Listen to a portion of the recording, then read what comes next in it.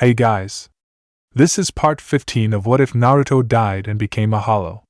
Hit like and subscribe if you like this one, and also please check the author in the description. Let's start. We are pain, that's all. We are God.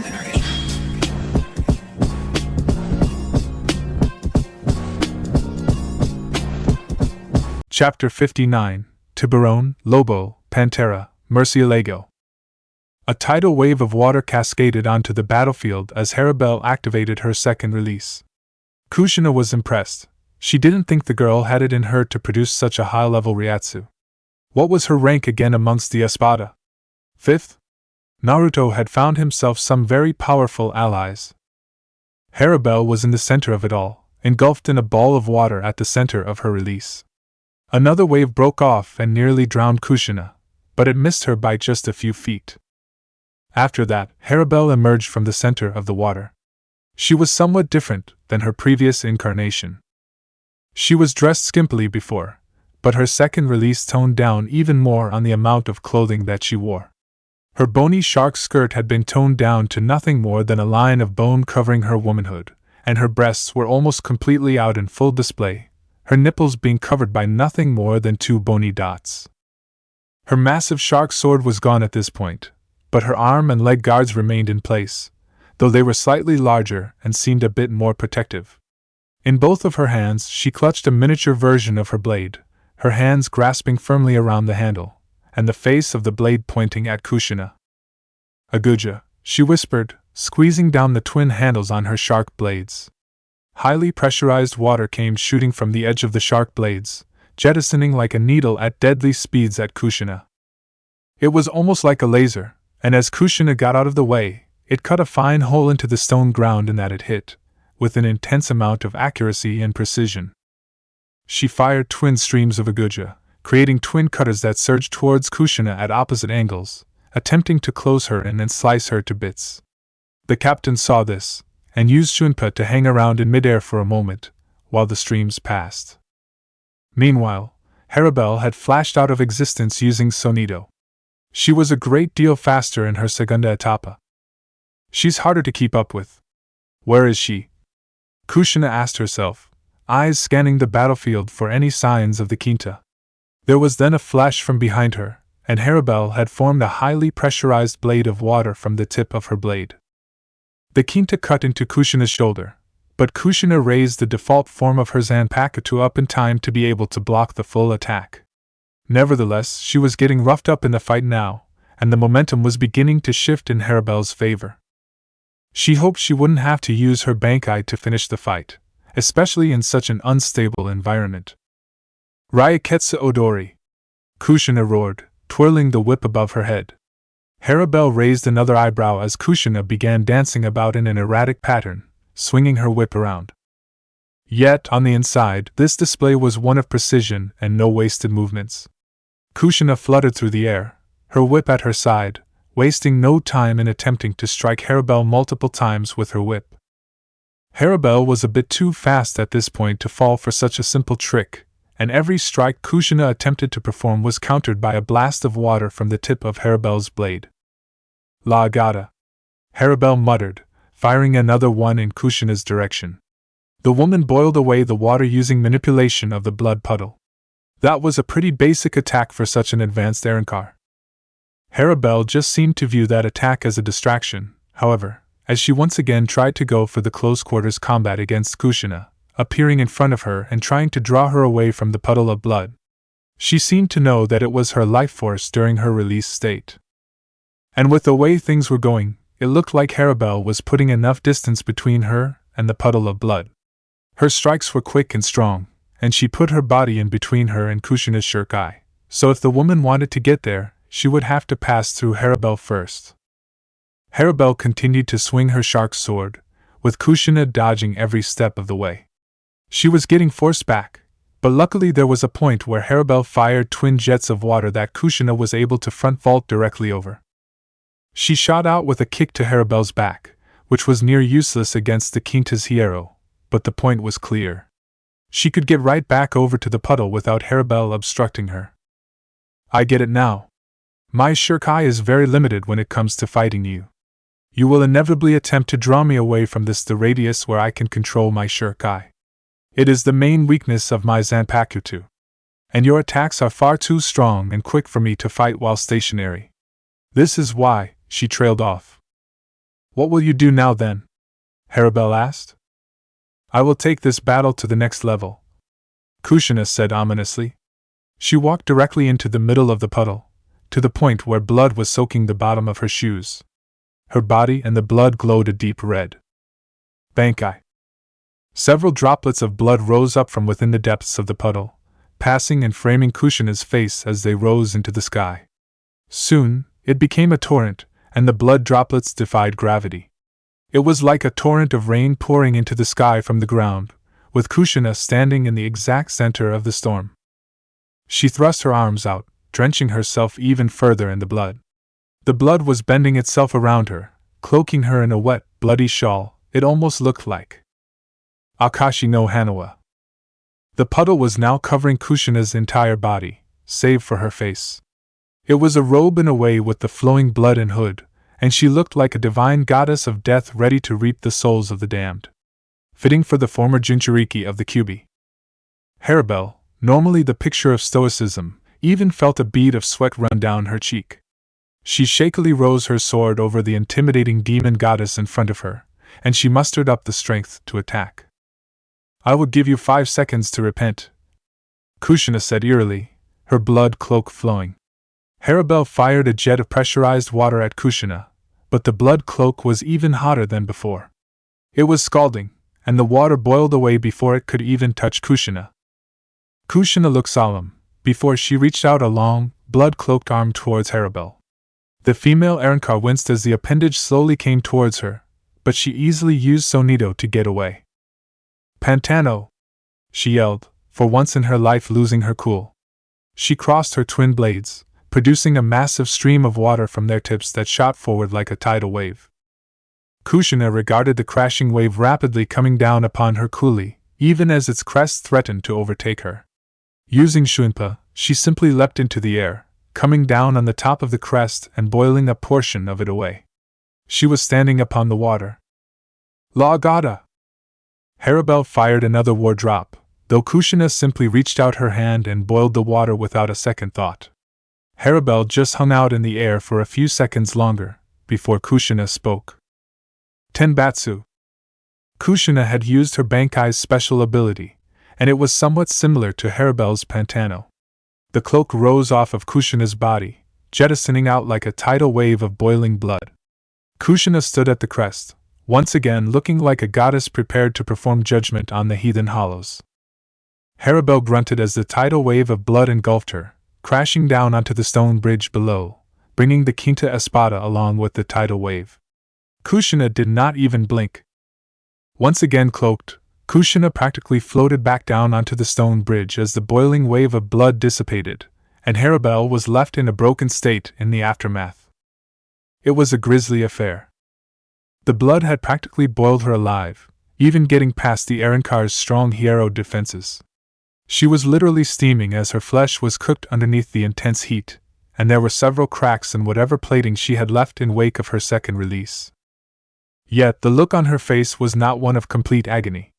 She was brushing off the pain as if it were nothing, trying to approach her inevitable death with some kind of dignity. Kushina regarded her coolly, showing no signs of either pity or triumph on her face.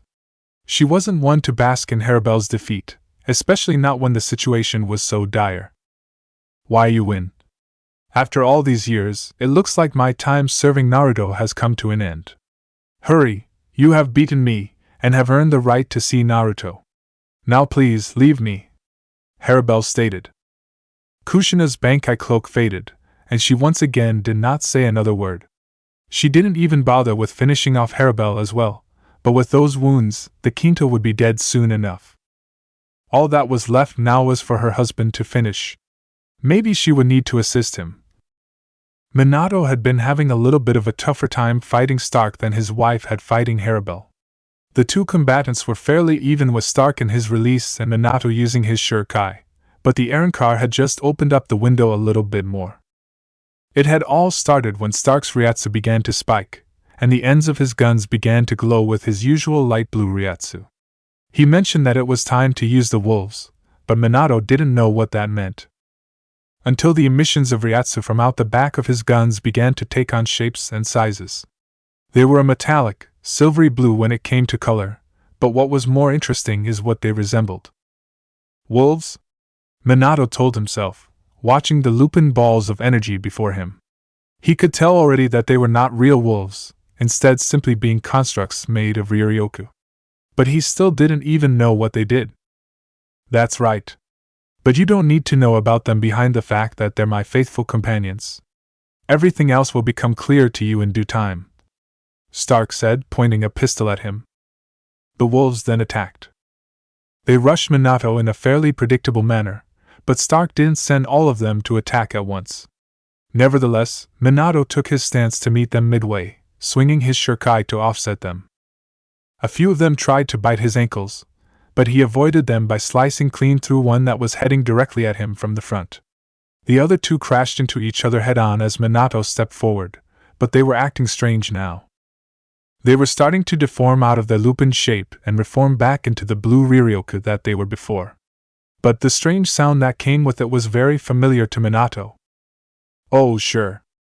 He had fallen right into their trap.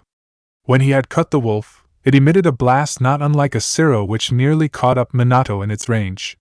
When he stepped back, the two that had run into each other also exploded into their former siro form, which created twice the blast and singed Minato's back when he was caught off guard. And the next pack of them was already heading after him, even before he recovered fully. The group of 10 or so wolves were running at him in midair, each of them branching out when they got too close to him. Minato considered slicing them once again, but with the way they exploded upon contact, he figured that wasn't the smartest thing for him to do. Perhaps he should go straight to the source? Stark seemed to be contemplating something as he sent his wolves out to attack, because he didn't seem to be paying any attention to the way Minato was battling. That allowed Minato himself to get the drop on Stark, but the Tercera Espada wouldn't go down that easily. Whoa there, Stark said, jumping backwards to avoid the strike from Minato. Minato had assumed that in order to control the wolves, Stark had to be relatively focused and motionless, but clearly that wasn't the case. Creating the wolves had a bit of a drawback though, in the form that Stark couldn't exactly use his pistols for regular Siros at this point, at least until he dispelled the wolves completely. As I thought, Minato said to himself, attacking Stark once more. As you thought, what? Stark asked, none too amused as he avoided another strike from Minato's shuriken. Minato seemed to be fully focused on him right now, for better or for worse, but he couldn't rely on Stark being this defensive for very long. I thought it was strange that you were just standing there while you created these wolves. When they attacked me, you did not attempt to shoot me with your pistol or try any other technique that you might have up your sleeve. Which can only mean one thing. Stark didn't say anything. When you create these wolves, anything else you try to do with those pistols is disabled, and you are left near helpless. If Stark was worried that Minato supposedly figured out his big weakness when using the wolves, he didn't show it. He was adept enough to avoid anything that Minato was able to throw at him for the time being. But he also proved he could more than fight back when he directed one of the wolves to get directly in between himself and the 5th Division's captain. What's your point? He said. In fact, one of the things that Minato noticed while fighting with the wolves was that Lilynette was no longer speaking. Was she necessary to use the pistols? I hope you don't plan to keep this up for very long. We're doing nothing but wasting each other's time if you're trying to attack me with such a simple strategy, Stark said.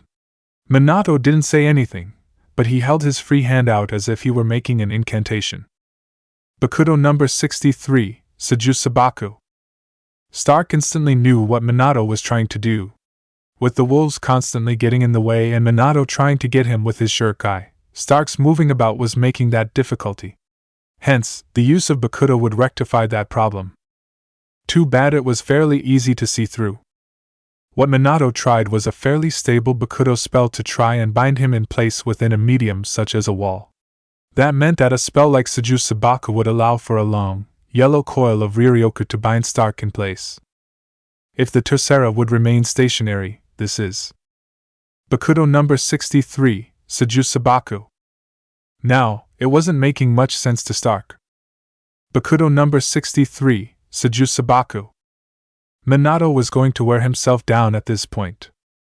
Bakudo number 63, Sabaku. When the fourth coil of Bakudo magic was a little bit different than the rest of them, Stark finally figured out what Minato's plan was. The coil from the Bakudo and the energy trail that Minato's sword made when he swung it were the exact same shade of yellow. When Minato had been chanting Kidu, he had swung his sword faster than Stark could pick up, and there were now a little more than a dozen coils of Kida heading straight toward him. And he couldn't afford to get hit by any one of them. At best, he would be bound by the coil of yellow rope, and at worst he would take damage from one of Minato's sword strikes. He used his wolves to keep Minato's attacks at bay, but he was making more, and the wolves could only work for so long when he had such a limited number of them. Eventually, he would have to pull out and make some more. He stepped onto the ground, and made his first error when a yellow coil that had been in Stark's blind spot wrapped around his ankle, before going up his body and binding him. "Stark! What did you do?" Lilynette said, finally back in the pistol after having her soul split for the wolves. Stark grit his teeth, before slapping the pistol against his head. "Just shut up and start firing. The wolves didn't work, and it looks like we may need to go into our second stage," Stark called. "What? Do we have to?" Lilynette whined, as Minato touched down right beside them, his sword still out as if he were poised to give the finishing blow to the Arrancar. "What were you just discussing?" he asked.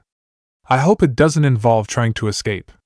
I'm sorry, but I'm afraid I've already used up enough time as it is. I need to see my son," he said. "Don't worry," Stark said. "This won't take much more time. I can assure you of that. I'm not going to let you take any chances on this. The time for conversation is over. You have been caught. Surrender quietly and lead me to Naruto, and you will be let off easy," Minato said, giving an ultimatum. Stark chuckled. "Man, that would be just so great right now. If I surrender to you, I could be back at home right now taking a nap. I'm serious, this fighting stuff doesn't jive with me. Anything that gets me out of more fighting would be a plus in my book." But, he trailed off, after that long-dreaded but. "I don't think I can do that right now. The boss is in the middle of the crowning achievement of his life, even if it doesn't really do it for me. I can't just sit by and let you walk all over me right now." "I won't let you!" Minato roared, preparing to take a swing at Stark. He was much too late. "Resurrección, segunda etapa, Los Lobos!" Stark cried, cracking his right pistol against his head. There was an explosion of light blue Ryatsu as the pistol began to lose its shape.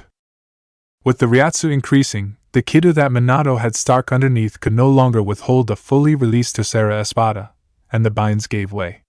The Ryatsu was strong enough to give Minato the chills, and it wasn't done growing just yet.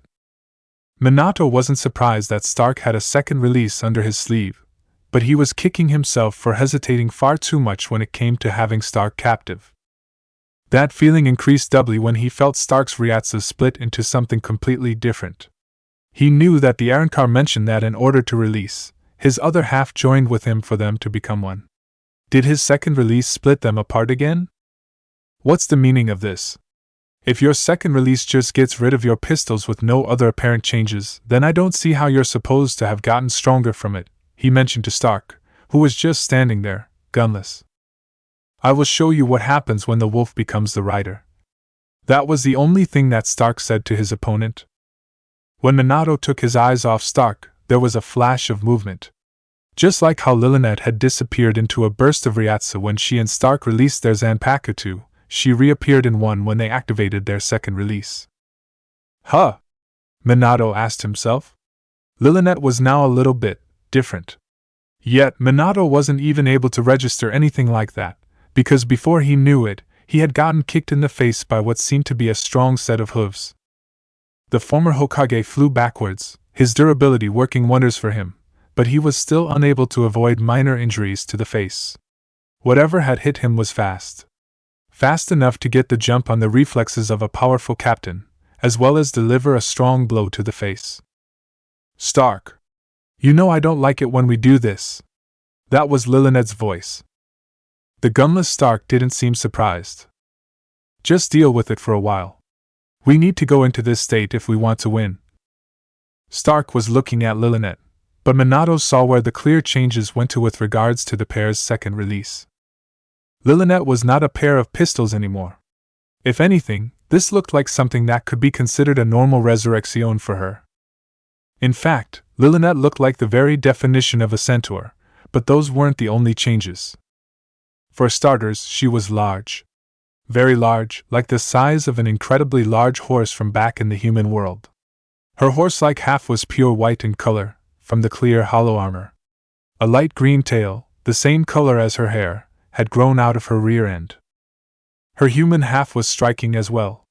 Gone was the little girl who had clearly been the load of the pair of Espada, and in its place was a girl who seemed to be in late teens, with all the development that entailed as well. Her womanly face notwithstanding, the mask fragment she wore when unreleased was completely gone now, and her strange colored hair had grown much longer, framing down her sides. The only clothing she wore was a black band that covered her torso, and the elbow bands that were on her arms. It was clear the purpose she formed, when Stark climbed upon her back as if she were a mount. Okay, let's do this. Stark, she told her other half, Stark's clothes giving him the very impression of a cowboy on a horse, yet he was the wolf who had become the rider. The pistols that she had once been were in holsters along her side, and Stark drew one of them, keeping a grip on Lillinet's hair as a sort of rein. If she was uncomfortable, she didn't show it. An interesting combination, Minato said. He was already getting up to fight, his shuriken waving around. Stark didn't say anything, keeping a grip on Lilinet as he starting rapid-firing Siros. 7 of them impacted the ground before Minato, but a quick Shunpa had saved him from being blasted by them. Stark saw where he was going to go before Minato even knew it, and Lilinet was fastly approaching where Minato had telegraphed his movements. Lilinet tried to snap out with a vicious kick with her hooves, but Minato swung, and Stark corralled her at the last second before the hooves were loped off, and fired 3 quick bursts of Siro. They were blocked by Minato, and Lilinet reared back. The Siros were somehow stronger in this form than they were before, and Lilinet was as mobile as could be. Minato sensed an apparent weakness in the tandem attack of the two, Lilinet's legs. With stunning speed, he surprised Lilinet, attempting to hack off her front legs. But Stark was clearly the brains of the operation, and was determined to keep him at bay. Siro Metrolita. Kami no Kyutai. Minato responded, summoning the ball of light from her sword once again. Minato was unprepared for the onslaught of Siros that came out of Stark's gun, but he split the deity's orb into multiple fragments, and used those to intercept many of the Siros. Minato once again found himself on the defensive as it became clear that his deity's orbs were nowhere near enough to stop the multitude of Siros that were heading his way, and the captain found himself forced to use his highest level Shunpa to begin avoiding them all. Isn't this unfair? Minato called back to the mounted Stark. No, it's not. If you get to use those orbs of yours, then I get to use this technique, he fired back. The attack was overkill though, as it seemed that he was firing hundreds of Siro from just one pistol. It took his strongest Shunpa, but Minato managed to make it out of that storm of Siro without even being singed by one of the deadly beams, though it was a true testament to how advanced his flash steps actually were. Minato looked beyond the battlefield. The bridge they were standing on was large enough and wide enough to accommodate the level of battle he was currently fighting, and then some. Over on the other side, he had seen his wife activate her Bankai.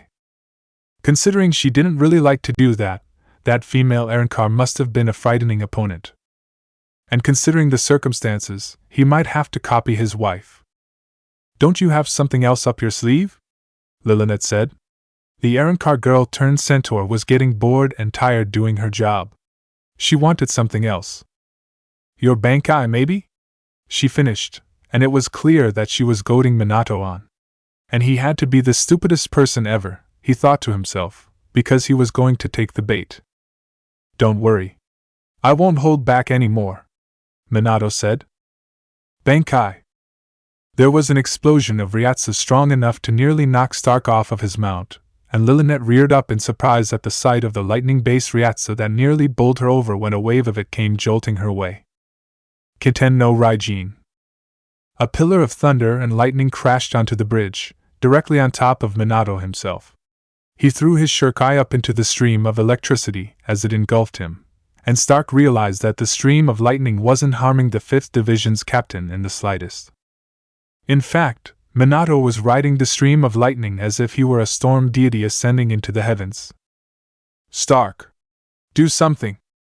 Stark didn't need to be told twice, which was surprising considering his usual motivation. With his strong pistol, he fired several shots into the stream of lightning, trying to clip Minato before he could ascend fully. No, you idiot! Don't just fire a few zeros into that thing. Use one of the other techniques, and use them quickly. We're going, Lilynette demanded, for once holding all the cards. She began galloping directly into the center, toward the stream of lightning. It was too late, however. The stream of lightning began to deform and disperse, and there was an explosion of Ryatsu as the lightning began to take shape into something completely new. Minato's Bankai had taken the form of a cloud of pure lightning about 20 feet in diameter that hung throughout midair. Minato himself was walking along it as if it were solid, either phasing through it or being electrocuted. Stark didn't want to wait and find out what the effects of that thing would be on him. Don't just stand there like an idiot, Stark. Use it, Lilynette said, snapping Stark out of his stupor while galloping around any excess lightning that may harm the 2 Arrancar. Yeah, I got it, Stark said, hoisting his pistol. Zero cannon! He roared, as a blip of blue light materialized at the edge of Stark's gun. The ball of light began to expand further and further, until Stark fired an enormous zero from his gun that sounded exactly like a cannon being fired. The gigantic ball of energy hurled itself towards Minato's Bankai cloud, and the captain watched on impassively at the Tercera's feeble attempts to stop his Bankai. I'll give you 5 seconds, before passing down judgment upon you as a Shinigami, he whispered, so low that Stark couldn't hear him anyway. He picked up his shuriken, which was now nothing more than a hilt and a guard. But from atop of his perch he swung it, and any and all targets down below would get fried. Stark knew what was going to happen when the gigantic zero failed to stop the cloud of lightning, even if it did create a sizable hole in it. Minato was clearly unharmed, however. Lilynette, I just wanted to say that I'm sorry I dragged you into this, he said. His steed turned her neck to look at him with confusion, but he could see a bit of resignation in the normally cheerful girl's visage. Stark, what are you talking about? I'm just glad you could see me through all to the end. I wouldn't do this over, never again. I'm happy that I'm not alone. I was never alone, even when I thought I was. Lilynette had stopped moving, and Stark holstered his gun. But we need to know when to fold them. He looked overhead, to the giant cloud that was being charged with electricity. Namake's Minato was looking over them as if he were an angry god ready to give judgment. In a way, it was remarkably similar to Kushina's Bankai.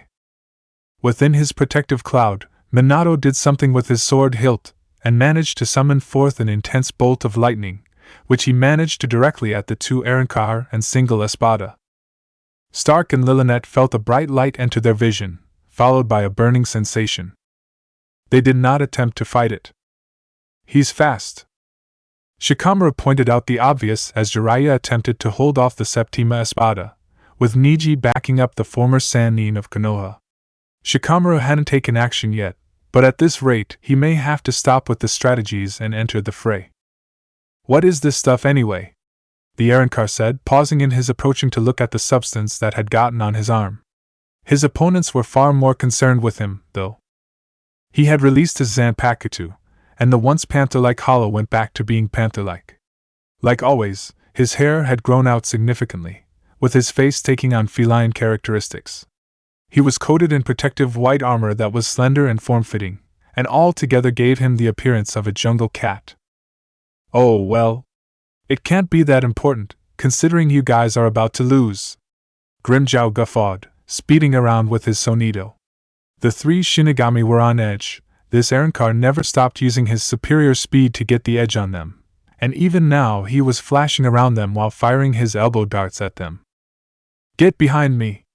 Jiraiya shouted, as Neji and Shikamaru did what they were told.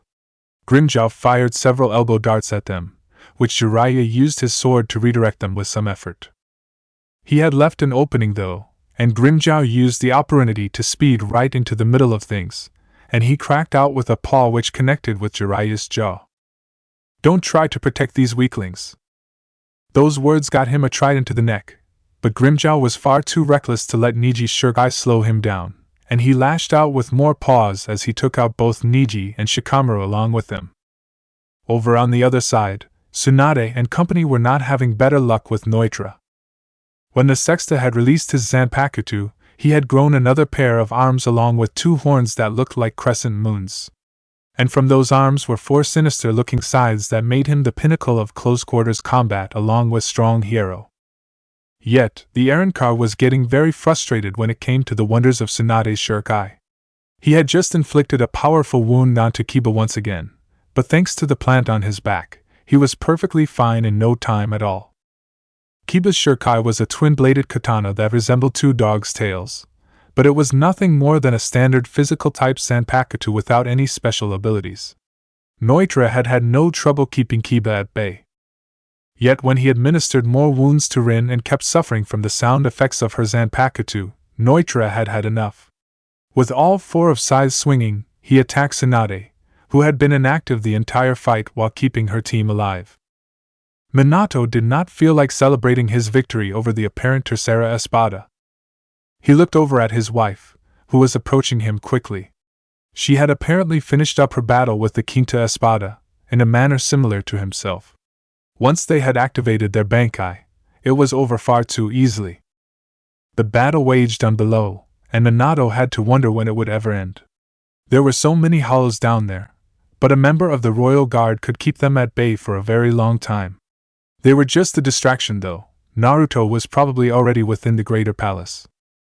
"Honey, what do we do now?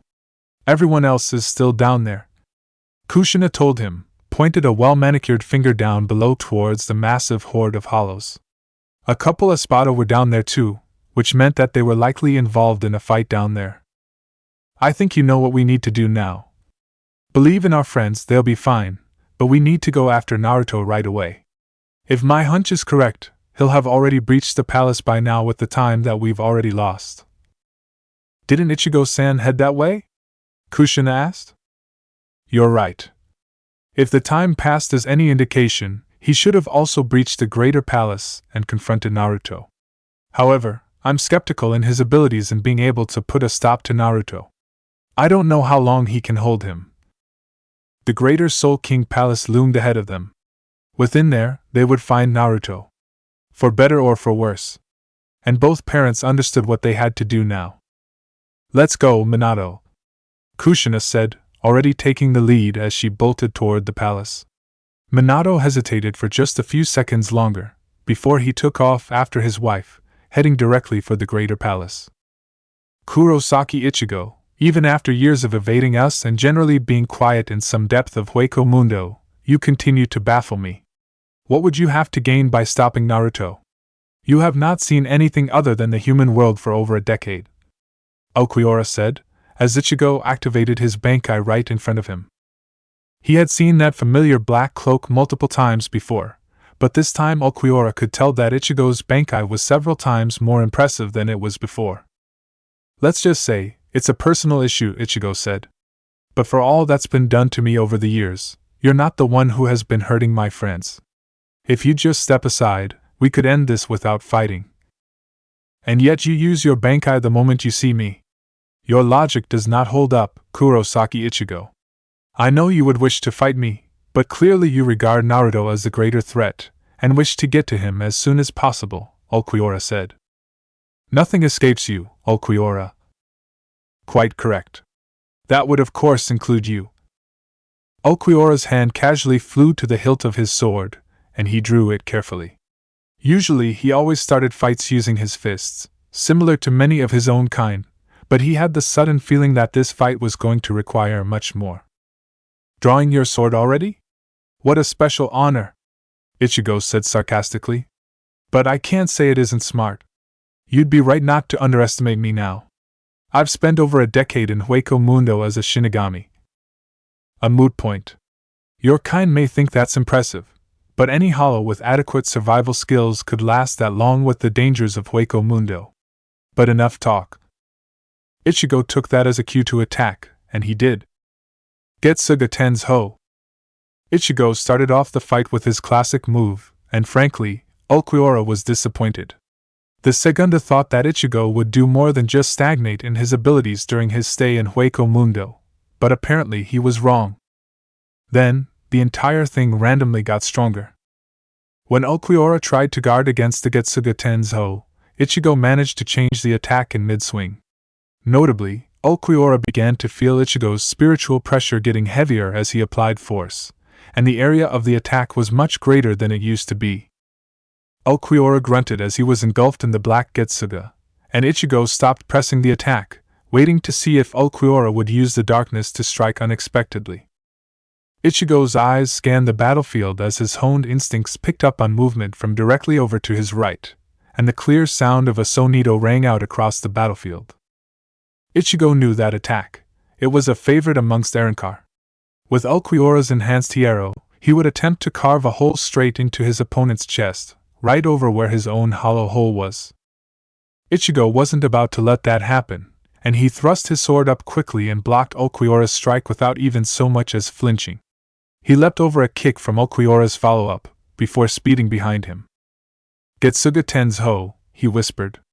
This time, the effect was far more concentrated, and there was no wasted movement or Riryoku on Ichigo's part. It was smaller, but far more accurate, and it was prepared to carve its own hole in Ulquiorra. Ulquiorra was the Segunda Espada for a reason, however.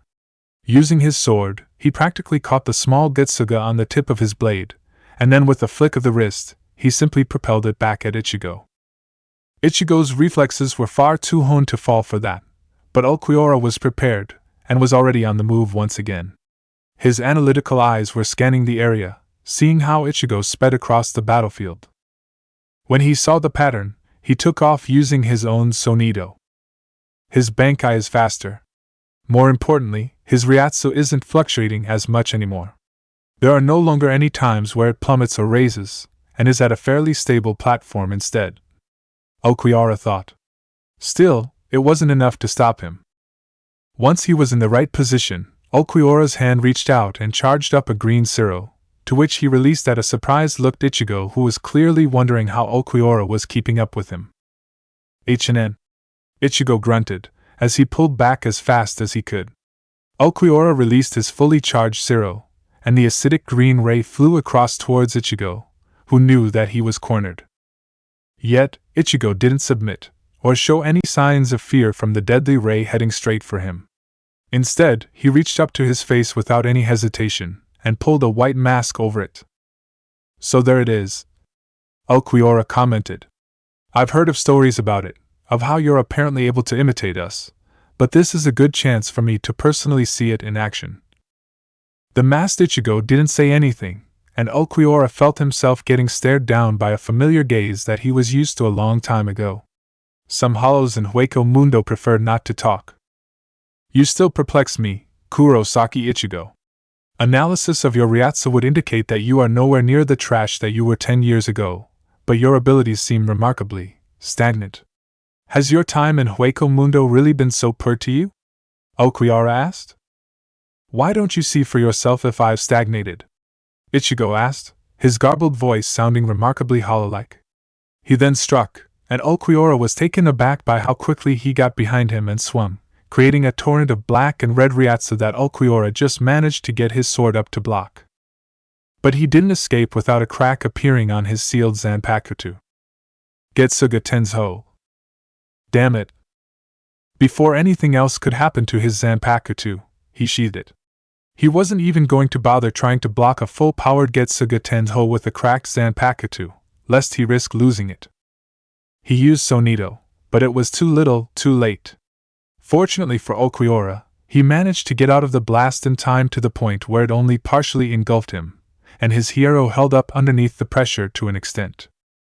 His chest was starting to bleed now though, and his Arrancar robe had been ripped open slightly. And now that he had been injured, Ichigo was in no way relenting. Ulquiorra considered drawing his sword again, but instead opted to try and block Ichigo's sword strikes with his bare hands. The instant the blade touched his skin and made minor cuts, Ulquiorra knew that the strategy was not going to work. He pointed 2 fingers at Ichigo, and charged up 2 simultaneous Siros which he promptly fired at Ichigo. The first one Ichigo avoided by moving to the left, and the right one he damn near sliced in half. "It's not gonna work, Ulquiorra. Don't you think it's about time you stopped messing around? We're not going to get anywhere with you doing these reckless attacks," Ichigo said. "Your logic doesn't hold up again, Kurosaki Ichigo. The proper way to fight in battle is to continue to press the attack if you have the advantage, but you are doing nothing more than waiting for me to increase my power." Ichigo lowered his sword. "Hueco Mundo did a lot of things to me, Ulquiorra, but one of the things that it didn't do is change who I truly am. I don't like the idea of doing things unfairly even now." Ulquiorra placed a hand on his sword hip, drawing it. He eyed the crack on the edge of his sword solemnly, and he knew that he was outclassed by the Shinigami in his sealed state. "Kurosaki Ichigo, you puzzle me completely. You always continue to confuse me with your regard over such meaningless things. Even now, I am unable to grasp the concept of what a heart is. However, if you won't take advantage of your battles, then I will oblige."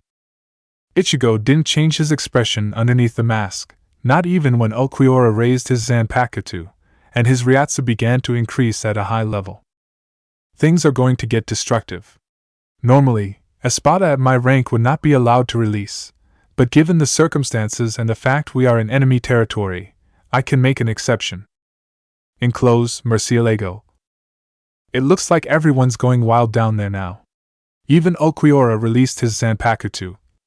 Sakura chuckled, savoring the increase in Ryatsu all across the dimension. "That's to be expected. I'm worried about the Royal Guard members lurking around, and you told me that the members of this Konoha Association are strong. Anyway, that's not the point right now. Where's this guy hiding?"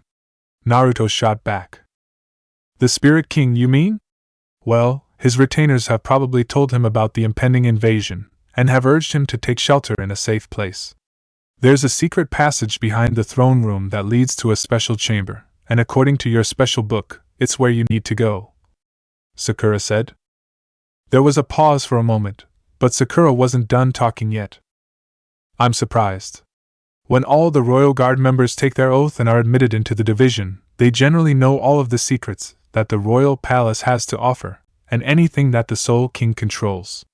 Yet this has been kept a secret from everyone," she trailed off. "If you pull this off..." "I know.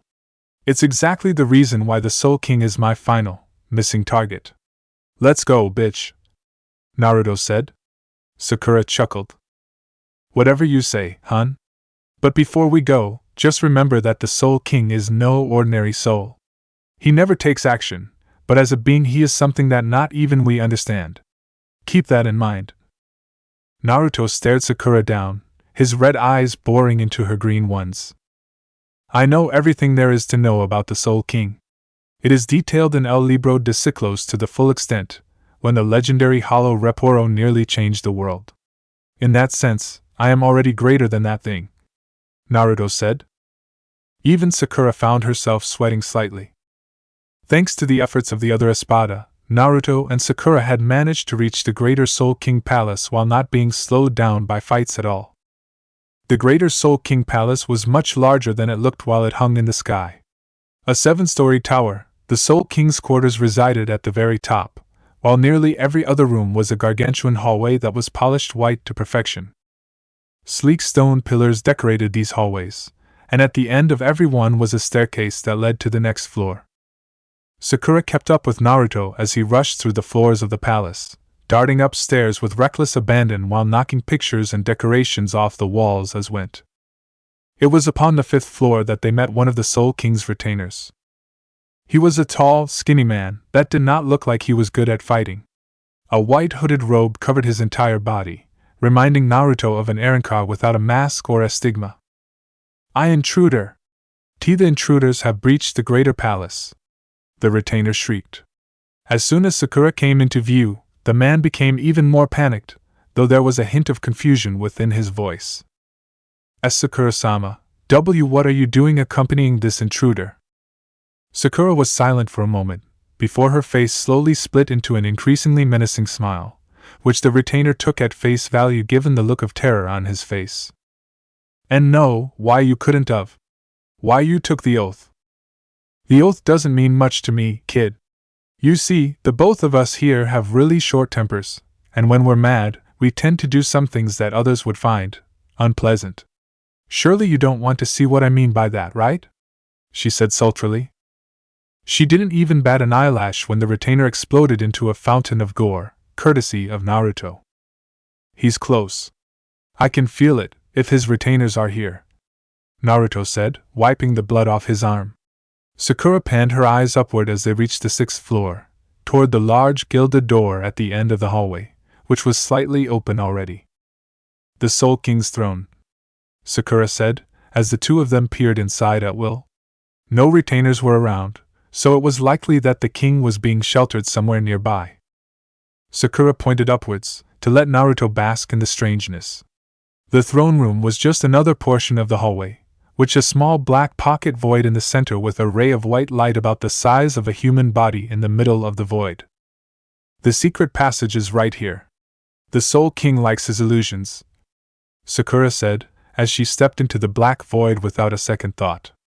Once she entered, it was like any other portion of the palace, being made of white stone. Clearly, it was an illusion meant to make the Soul King seem more godlike to those who looked at him.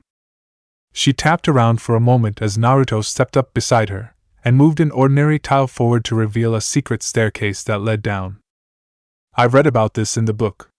Apparently, there's a very special device that the Soul King controls hidden within the Greater Palace. It's the reason he's so vital to Soul Society, Naruto said, as he entered the torchlit staircase. Wow! Naruto said in awe when the dark hallway gave way to light, and a much more open room. He was beginning to wonder how exactly the palace was able to hide something like this for so long from even the royal guard. In fact, the entire room was like an observatory, sticking out with clear windows on all sides. In the very center of the room, there was a mechanical spire-shaped device which connected to the glass ceiling of the room. It's here.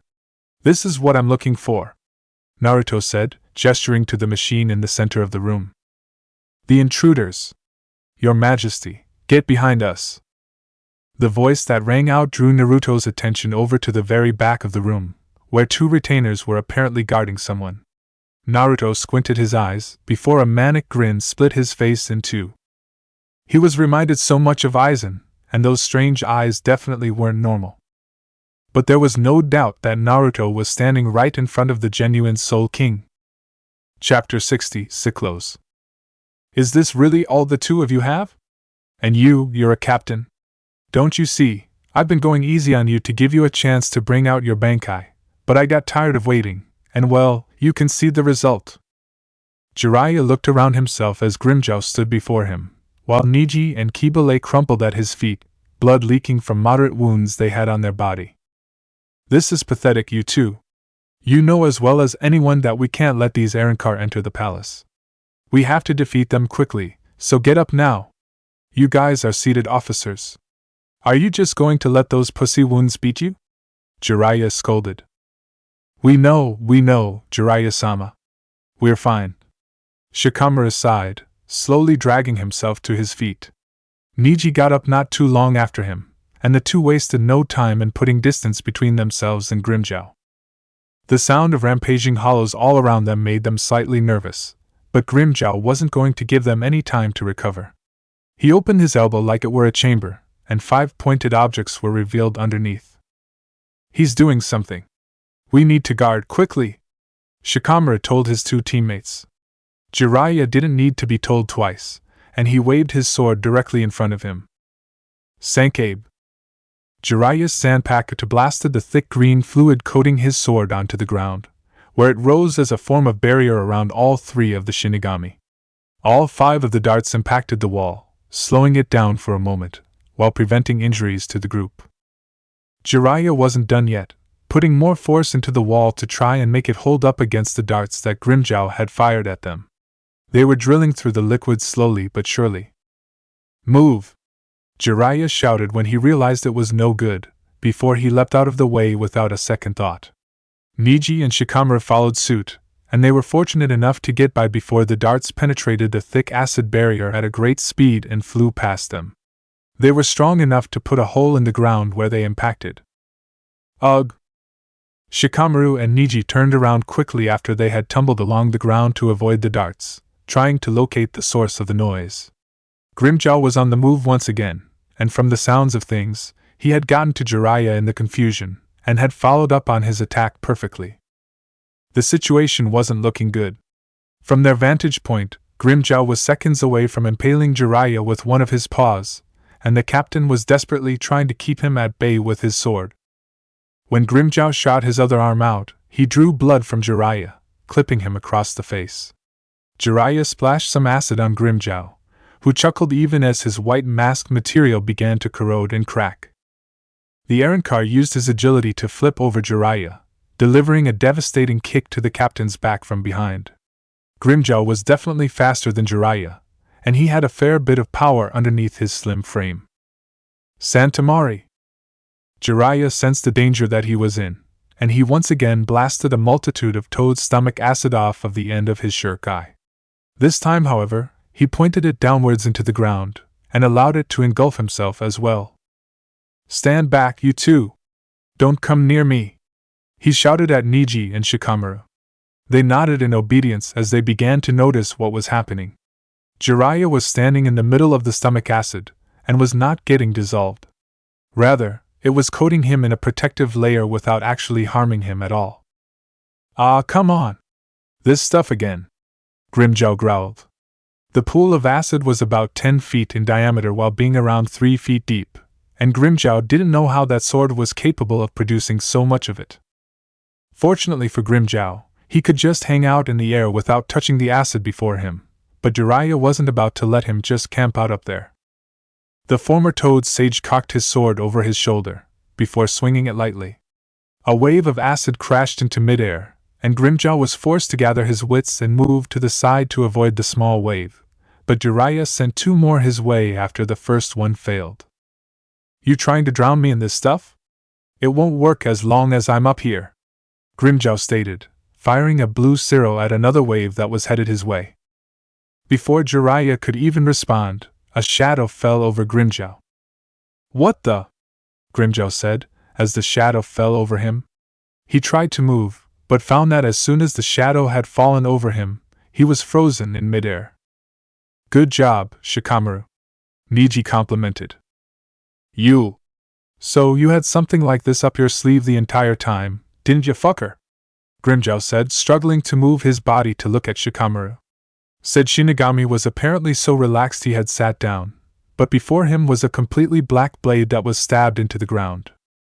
The shadow that the sword cast was much bigger than it should have been, and was covering him. "You were really easy to catch, so easy in fact that it wasn't even troublesome. For all your power, you really don't require a complicated strategy to be outwitted," he trailed off. "So, I just allowed my shurikai's special ability to work its magic, and while it does its part, I can just sit here and relax. Jiraiya-sama, you can take it from here." "Heh. I underestimated your abilities, Shikamaru. You sure you've got him contained?" he asked, and when a nod from Shikamaru gave him approval, he grabbed his sword. "Well, then there's no need for me to hold back on this.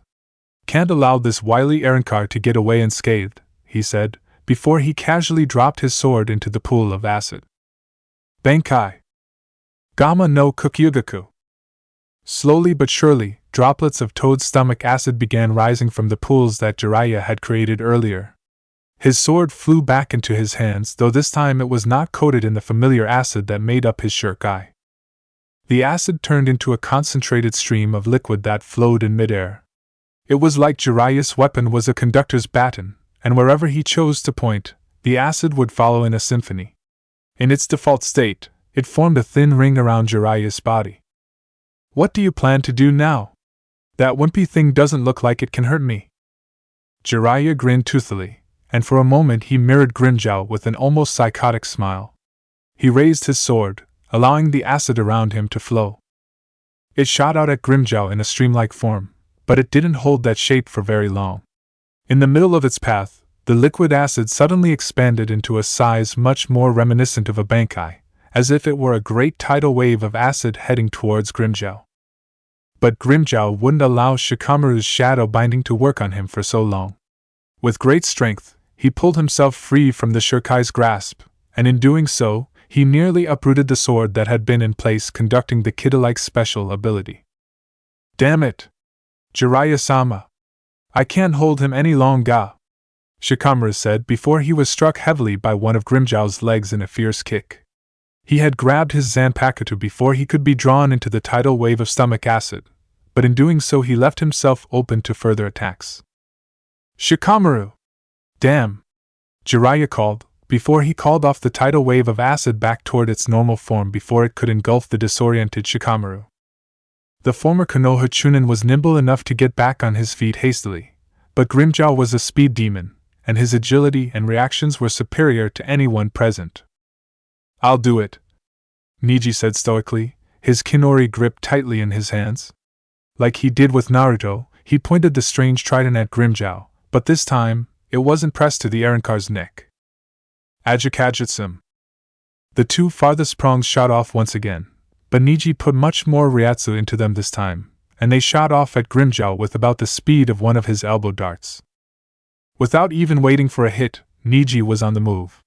Like expected, the wild Espada avoided the two prongs, and locked an elbow blade with Niji's three-pronged Zanpakuto as he got near. Come back, Kinori! Niji stated. He planned it to perfection, waiting for the Septima to take his eyes off of the rotating blades that were flying through the air. Like I'd fall for that, Grimmjow said, preparing to duck, but when he did, he found he was underneath a shadow once again, unable to move a muscle. For old time's sake. Kagamain successful, Shikamaru said. His blade was planted in the ground once again, but this time it was far closer to Grimmjow's position, which meant that the shadow it cast was much stronger. With Grimmjow firmly rooted in place, the blades continued their path back to Niji's Zanpakuto, and nothing stopped them from cutting into the bound Arrancar's back on the way there. A small amount of blood leaked out of the wound as Grimmjow's hierro softened the damage somewhat, but it didn't change the fact that there were now two injuries to the Arrancar's back. You know, Arrancar, it was kinda a drag when I realized my Shurikai a long time ago, and it had basically the same ability I could do while I was alive. But you see, there's always a different facet to a Shinigami's Zanpakuto. And with that in mind, I learned how to attack using my Shurikai. Shikamaru put his hand on his black Shurikai, allowing another shadow to be cast out of the sword in addition to the one that was binding Grimmjow. This time, however, the shadow retained the shape of a blade, sneaking across the ground towards the captive Arrancar. Damn it! You think your pussy-ass shadows can harm me? You're retarded! Grimmjow roared before a tidal wave of acid appeared in his blind spot, distracting him at all angles. No, I don't. But when you're being attacked by all angles, it makes you feel a little bit more vulnerable, doesn't it? Shikamaru asked rhetorically, as both the shadow blade and the acid drew closer. Nice, Shikamaru. Just keep him right there, Jiraiya said, controlling the Toad Symphony with his conductor's baton. Meanwhile, Niji also was not going to be left out of the action. Grimmjow looked around frantically, looking for any options to escape from the three Shinigami rapidly closing in on him. Gritting his teeth, his body glowed with a bright blue Ryatsu, before his eyes snapped open.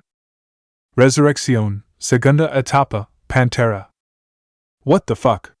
Jiraiya called out, shielding his eyes from the torrent of blue Ryatsu that suddenly engulfed them. Shikamaru's shadows were evaporated, and Niji too was blown back by the sheer force of the Ryatsu.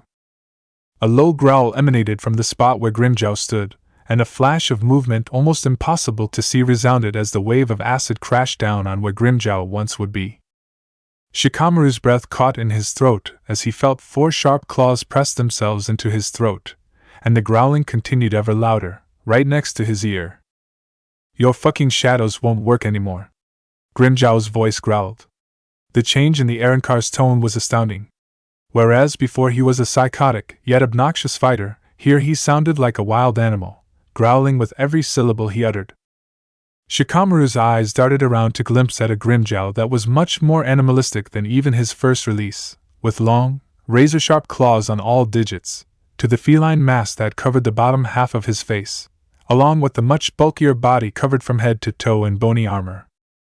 His eyes were a deep blue, the iris overtaking all the white sclera that Grimmjow had in his eyes. His hollow hole was enormous. Shikamaru bit his lip, but Grimmjow was not feeling merciful as he punctured the Shinigami with his sharp claws, and Shikamaru wondered just how lame it was to go out like this. But more importantly, the final thing on his mind were the thoughts of pure failure. The last thing he heard were the outraged cries of what was clearly Jiraiya, and then everything went black. "Tsunade-sama!" Ino shouted above the din, as Tsunade was nearly sliced in half by Nnoitra's vicious scythes. The woman had no offensive capabilities within the shuriken of her Zanpakuto, and as such, she was completely reliant on her teammates to do the fighting for her. "Come on! Come on! Come on! Come on! Come on!" Nnoitra shouted, swinging his blades frantically at Tsunade, who was doing her best to dodge every single one. Kiba got between the two of them, clanging his Zanpakuto against Nnoitra's scythes, with Tsunade's healing plant still sticking out of his back. A high-pitched buzzing sound reigned through the air once again, and Nnoitra felt his head spin. Rin had clattered her tuning fork against the ground, creating her deadly special effect upon Nnoitra. The only problem was, Ino was affected next to her. "I'll watch it, Rin-san," Ino groused, sticking a finger in her ear and twisting.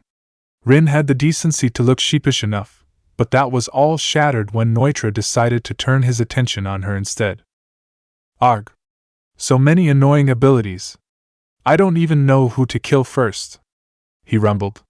Rin was prepared to block his next strike, but the Sexta Espada pulled an unpredictable move at the last second, and went for the Shinigami no one was prepared for. Ino. Ino shrieked as the Arrancar swarmed at her in his slow by Espada standard speed. She had drawn her Zanpakuto, but Kiba and Rin supported by Tsunade had done all the fighting up to this point. She hadn't even released her shuriken. The Espada may have been slow compared to his comrades, but his speed was more than capable of keeping up with the Shunpa challenged Ino, and it was already too late for her. Her right arm was lopped off by the foremost of Nnoitra's scythes, with Tsunade's shuriken power not being strong enough to regenerate entire limbs. Ino screamed in agony as she flopped to the floor, blood pouring from the stump where her arm once was. Nnoitra didn't stop there, leveling another scythe to pierce through the downed Ino completely. He swung two of his scythes at the same time, but in a directly coordinated attack, Rin and Kiba both blocked one of the scythes, almost being overpowered at the same time. It seemed to the Shinigami that Nnoitra's shtick was almost used up, and he had no other tricks up his sleeve. However, when two more arms sprouted out of nowhere and impaled the two of them, they realized that they couldn't have been more wrong. Tsunade's healing magic was already working, but the sudden injuries had left Nnoitra wide open to further attack, either to them or to Ino. While both Rin and Kiba were downed, Nnoitra used the opportunity to produce two more scythes from holes on his wrists, bringing the total up to a staggering 6 scythes. Tsunade grimaced. She had had enough of standing on the sidelines. "Everyone! Don't try to match him physically. Keep your distance and don't use close-quarters combat. Hold back and use Kido!" Tsunade snarled at Rin and Kiba. "Yes, ma'am. I'm not really good with Kido, though." "You bitches. What are you planning now?" Nnoitra asked. As an answer, Tsunade didn't respond to him, but instead exited her safe haven of plants to join into the fray. "I'll go first. I'm the strongest with Kido and will try to pin him down and damage him. The rest of you try to follow my lead with complementary Kido spells.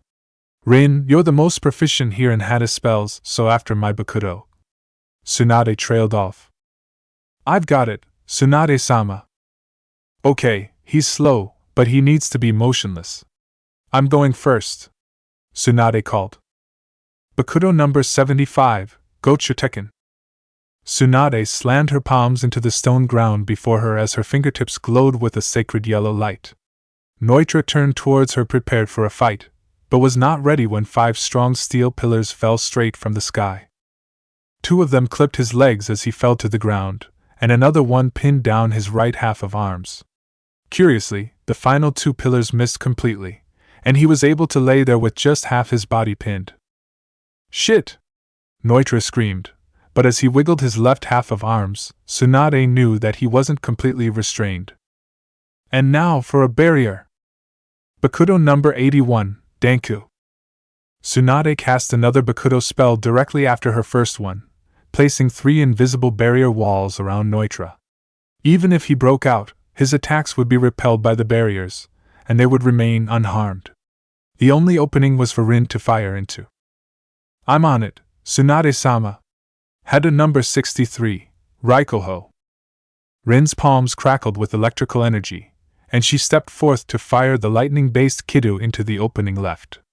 Nnoitra grimaced as he broke free from the Kiddo with his physical strength, but the double layer of Bakudo was there just as a foolproof to his strength. As he tried to exit, he was blasted by the lightning and propelled backwards, hitting the Danka barrier opposite him. "I'm not done!" Seeping crest of turbidity. Arrogant vessel of lunacy. Boil forth and deny. Grow numb and flicker. Disrupt sleep. Crawling queen of iron. Eternally self-destructing doll of mud. Unite. Repulse. Fill with soil and know your own powerlessness. Hada number 90, Kurohitsuji. What? Black coffin? That's a level 90 spell. Kiba called out, looking at Rin in amazement as the purple-black coffin of energy surrounded the dust and smoke-filled area where Nnoitra once stood. "Yeah, but it's only at half power. It's my best spell, but I can't get the full thing even when reciting the incantation. But with all this Kiddo, hopefully it's enough." The energy of the black coffin whirred for a moment, and Rin held her breath as the other Bakudo seemed to hold strong, with the destructive Kiddo engulfing the Sexta Espada. "No. He's not dead yet. I can feel it," Tsunade groused. Rin stared at the former Hokage in surprise, before the base of the Kurohitsuji seemed to distort and falter. Resurrección, Segunda Etapa, Santa Teresa. The Kurohitsuji was sliced into multiple fragments, the strong Ryatsu in the air giving strength to the blades that cut them apart. The surrounding Danku was shattered. "What the hell?"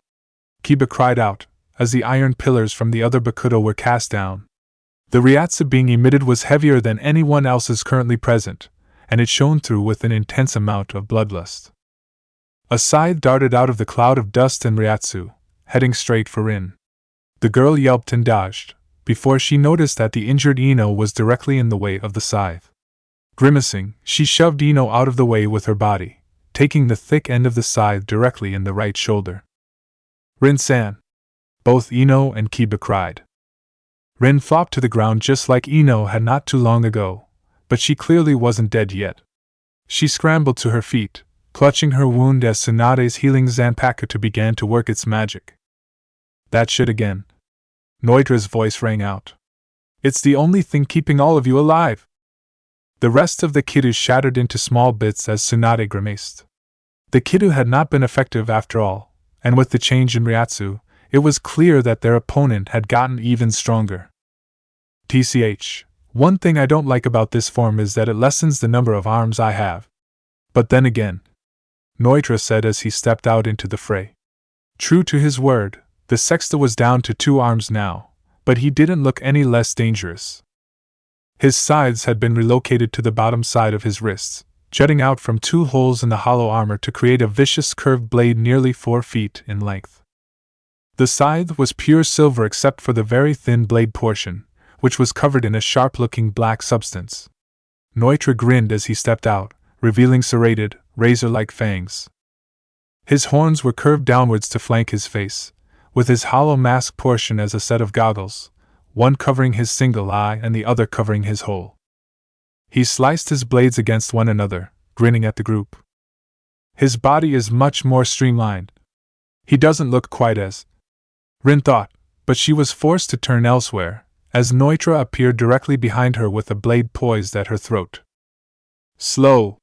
She finished her thought, before she had one scythe poised at her neck, waiting for the kill.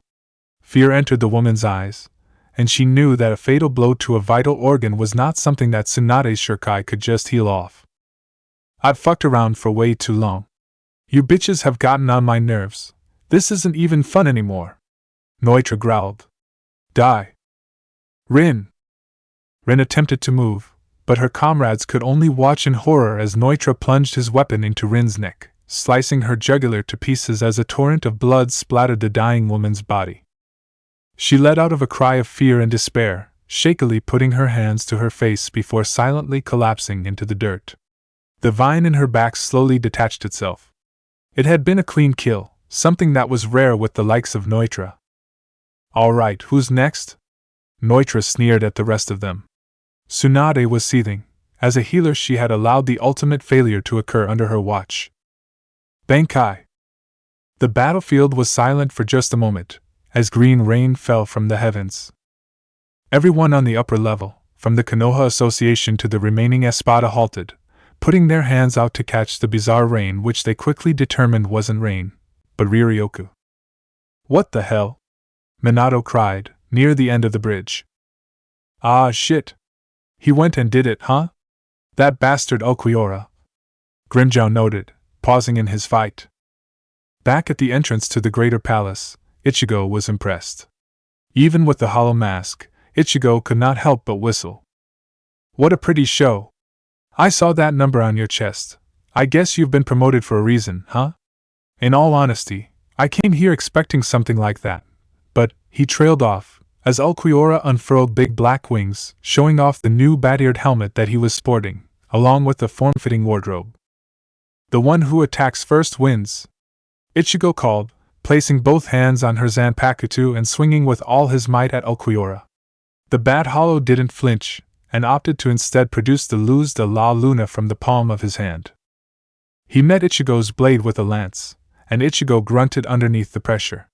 He didn't know yet if Ulquiorra was faster than him or not, but his superior reflexes didn't help him determine that.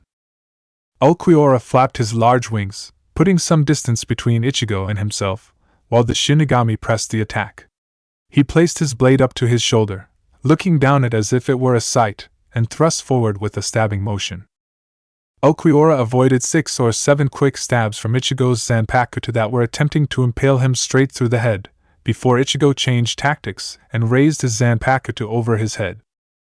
Getsuga Tensho. The wave of black and red Ryatsu slammed down onto the stone bridge and Ulquiorra flapped his wings, putting himself in the air to meet Ichigo with the Luz de la Luna. Getsuga Tensho. Ichigo whispered, creating the much more concentrated version of it on the tip of his blade. That again. Ulquiorra thought, kicking his legs out. Ichigo released the Zanpakuto, but as soon as it was released fully, he was on the offensive once again, leaping into his own energy technique and slashing at Ulquiorra, who was busy trying to keep himself out of harm's way from the Getsuga. You can keep up with me in my first release. Perhaps you have gained some slight strength in Hueco Mundo. Ulquiorra commented, batting Ichigo's Zanpakuto to the side with his lance and breaking his stance. Ichigo wasn't done, however. With a quick flick of his wrist, he thrust his free hand out. Ulquiorra's eyes widened ever so slightly as red energy coalesced in the palm of Ichigo's hand. Zero? Ulquiorra wondered. Did you think I would spend so much time in Hueco Mundo in this state, and not pick up on a few hollow tricks? Ichigo asked rhetorically, firing the ray of red light point blank at Ulquiorra. Ulquiorra had to admit, it was a well-put-together Zero. After seeing so many of them, he would know what constituted a good Zero. Yet, a Shinigami couldn't learn Zero, even if they spent a decade trapped within Hueco Mundo. This would injure him slightly, but it was the best course of action to avoid the hollowified Shinigami's Zero. A black right hand shot out and grasped the beam as if it were a baseball, and Ulquiorra blocked the energy with his palms while moving it dangerously close to Ichigo's face. Ichigo dodged to the side with quick reflexes, but the Zero still clipped the side of his face and broke off part of his mask, revealing his right eye to the world. He glared at Ulquiorra, who diverted the Zero away from anywhere it would harm the Segunda. Nevertheless, he had seared his hands. That mask, what would happen if it were to disappear completely? Ulquiorra asked.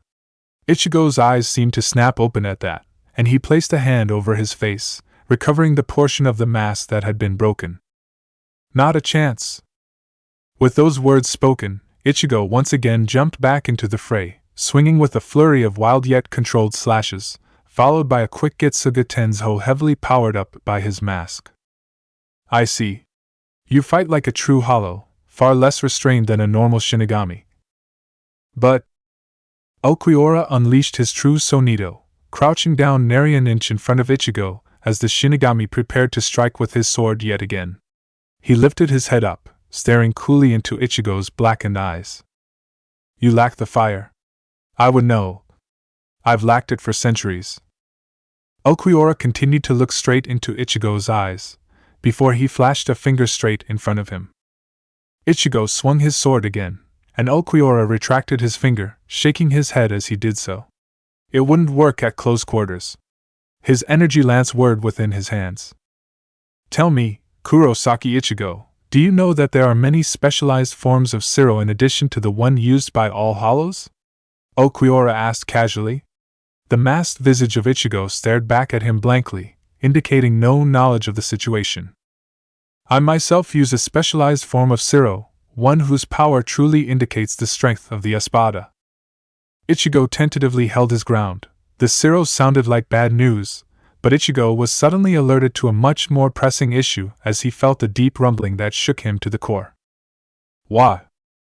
Ulquiorra was no longer paying attention to him, instead staring off to the sky and up at the palace, where his superior was making plans. I see. He has begun.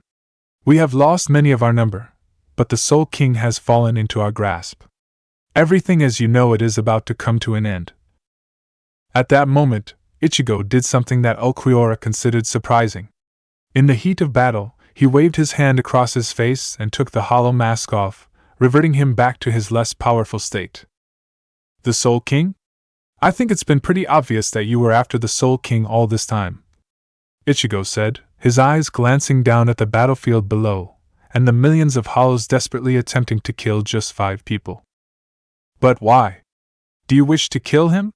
What could you, as hollows, possibly gain from that? Ichigo questioned, even as Ulquiorra slammed his lance into his black blade once again. His mask was back up. You wouldn't know, but we do. What can be gained from this, what Naruto can gain from this, is beyond your wildest imagination. We aim to turn the world on its axis, Ulquiorra said cryptically. What does that mean? You want to change the world? Naruto wants to change the world? Ichigo asked. His face twisted up at the last thought, and he almost spat out Naruto's name. Correct, but I can assure you that you have no idea what that means. With that guy leading all of you, I can't imagine it's anything good. What are you planning? You've invaded Soul Society, killed countless Shinigami, are after the Soul King, and you're still not satisfied. There is no point in telling this to me.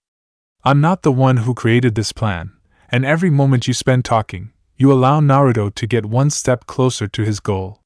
But I suppose you would prefer to wax philosophical with me in the meantime, Ulquiorra deadpanned, even as he readied his Luz de la Luna once again.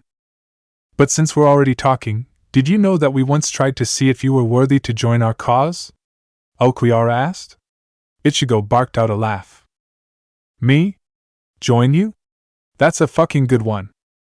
That hollow form of yours is very interesting. It could have been a huge asset to our commitment, but Naruto seemed to see otherwise in the end. He thought you were too much of a nuisance to remain in our good graces. And yet that power, he trailed off. I don't think I've seen the full extent, he finished. That mask of yours, it can't be all there is to your powers. Ulquiorra charged up a black blip of light in his index finger, forcing Ichigo to look at his palm. This is my fully powered Siro that I can only use within my release state. Siro Oscuras.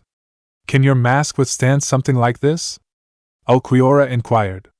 Ichigo seemed to lose his cool slightly, seeing the Ryatsu increase and the Siro grow in power. What the hell is that? Ichigo asked, putting his sword up for protection. But it was already too late, as the Segunda released the dark Siro from his fingertip. A sound like a heavy crash resounded on the bridge, thundering towards Ichigo. The Shinigami winced as the dark energy overtook him, but Ichigo had been in many a situation up to this point. He flexed both his hands across his chest, making a motion as if he was ripping something into two. He thrust his chest out as new white material covered the portion of his body from where his shoulders started to his chest, and he grimaced deeper as the Siro hit him. However, Ichigo's defenses were superior at this point, as the Siro crashed into an explosion directly behind Ichigo, and damaging the somewhat fragile bridge even more. Ulquiorra's eyes snapped open as he viewed the moderately injured Ichigo, who was panting heavily, the plate on his chest still easily intact. No way, that was an Arrancar's hierro, and from the looks of it, it's Espada level in its toughness. Ichigo panted some more, but he seemed vaguely happy. Ha ha, what a crazy technique, Ulquiorra! But it didn't work, even if you made me drag out more power. And now, he panted, grinning deviously at Ulquiorra. It's my turn, he said, as more hollow mask materialized over his body. This time, it covered his entire torso. The mask was starting to morph out of control by now, and he was getting closer and closer to the perfect form. The energy surrounding him is pure. Like nothing I have ever seen, Naruto thought as he stared down the Soul King, surrounded by his two retainers. Their hoods were up, but they carried no weapons. Naruto could not see their faces. Who are you? The Soul King spoke, his voice misty and echoic, yet with a very old and tired quality to it. He did not stand upon the ground, but rather levitated directly above the floor. My name is unimportant, O great Soul King-sama. But I will be able to present you with a name that you may be able to recognize as more important. Do you remember the hollow Reporo? Naruto asked. If there was a chance for any emotion to be shown within those strange eyes, that moment would be the perfect opportunity. No. I see. The hollow of legend. Reporo. That means, you have come for me, haven't you? You plan to continue what that hollow so desperately sought. Take what I have from me. Naruto produced El Libro de Ciclos from within his robe, opening to a specific page. Reporo documented all his travels within Soul Society, down to every last detail of the invasion. To pass down this information, he wrote what purpose you played above just ruling the Soul Society. A government figurehead such as yourself would not warrant so much protection, along with your own pocket dimension. Your alternative purpose is the true reason for these precautions, and your own subordinates, no matter how long they served or how much they know you, cannot find out. Naruto took a step forward, but as he did, a low-level Kid's spell zapped the ground right before him, making the Primera frown and freeze in his tracks. Halt! Not a step closer to His Majesty. Naruto glared at the offender who cut off his monologue. It was the hooded retainer who was on the right, who had apparently fired the Kiddo at him. Not a step closer, Uzumaki Naruto, he growled. Naruto's eyes snapped open, and Sakura to his right came to a realization as she recognized the voice. The retainer on the right removed his hood. What the shit? Naruto growled, looking at the retainer's face. It was like an homage to himself if he were ever drafted into the Shinigami. The young man who looked about 21 in human years stared back. Spiky, blonde hair, though not quite as spiky as his, with eyes reminiscent of his former blue color. Since he hadn't aged a day since he died, the one in front of him looked like a slightly more aged version of him that was lacking the signature hollow features. Do you see this, Akane? He asked, addressing the retainer on the left, who remained silent. You. Shit, you look a lot like me now that I think about it. It's a little bit too creepy, to be honest. I don't, what? He trailed off, before a thought struck him. Wait, don't tell me. They had another kid when they arrived here, didn't they? The Shinigami in front of Naruto smiled, an obnoxious smile that no doubt reminded Naruto of his old self. The name's Taiki, son of Uzumaki Kushina and Namikaze Minato. I suppose you could say I'm your brother, but at this point, I don't really know if we could call ourselves related anymore, he said. To his surprise, Naruto began to laugh. Oh man! This is just beautiful. I suppose killing just parents at this point wouldn't be very satisfying when I could kill both them along with a little brother. Taiki grimaced. I don't think you're understanding me right now. Someone's going to be killed, but it sure as hell ain't me, he guffawed. His Zanpakuto laid at his hip, and Naruto wondered how he hadn't noticed it yet. Speaking of which, there's been something else on my mind, Taiki said, looking at Sakura with all traces of humor gone from his face. I never thought our newest recruit would be so keen on helping Hollows. We know it was you, Sakura. He glared at her. Sakura glared. What are you two doing here? You should be down there fighting the endless mass of Hollows. Well, we were for a while. I was occupied with those guys for a long time. Even if they were at a very low level, there were just so many of them. Eventually, though, we got the okay from our teammates that they could handle things on their own. It was our job to head back to the palace and protect the Soul King, he said, staring at the silent monarch. He had been allowing his retainers to speak to the Arrancar threat, and showed no emotion at the thought of a betrayal from within. Stop making idle chit-chat with these scum, Taiki. We are wasting precious time here, the retainer on the other side spoke, in a harsh female voice. She pulled off her hood, showing a woman of similar age to Taiki, with long, flaming red hair. Naruto looked upon her as well, and growled. Oh yeah? Mom and Dad had 2 kids while they were here. It's really a shame. We were looking forward to meeting you, but what a great mess this has turned out to be, Taiki said casually, looking at his older brother. Akane was busy glaring at Naruto with hate. Uzumaki Naruto, you are a disgrace. Mom and Dad spend years, centuries searching for you, only to come up with nothing.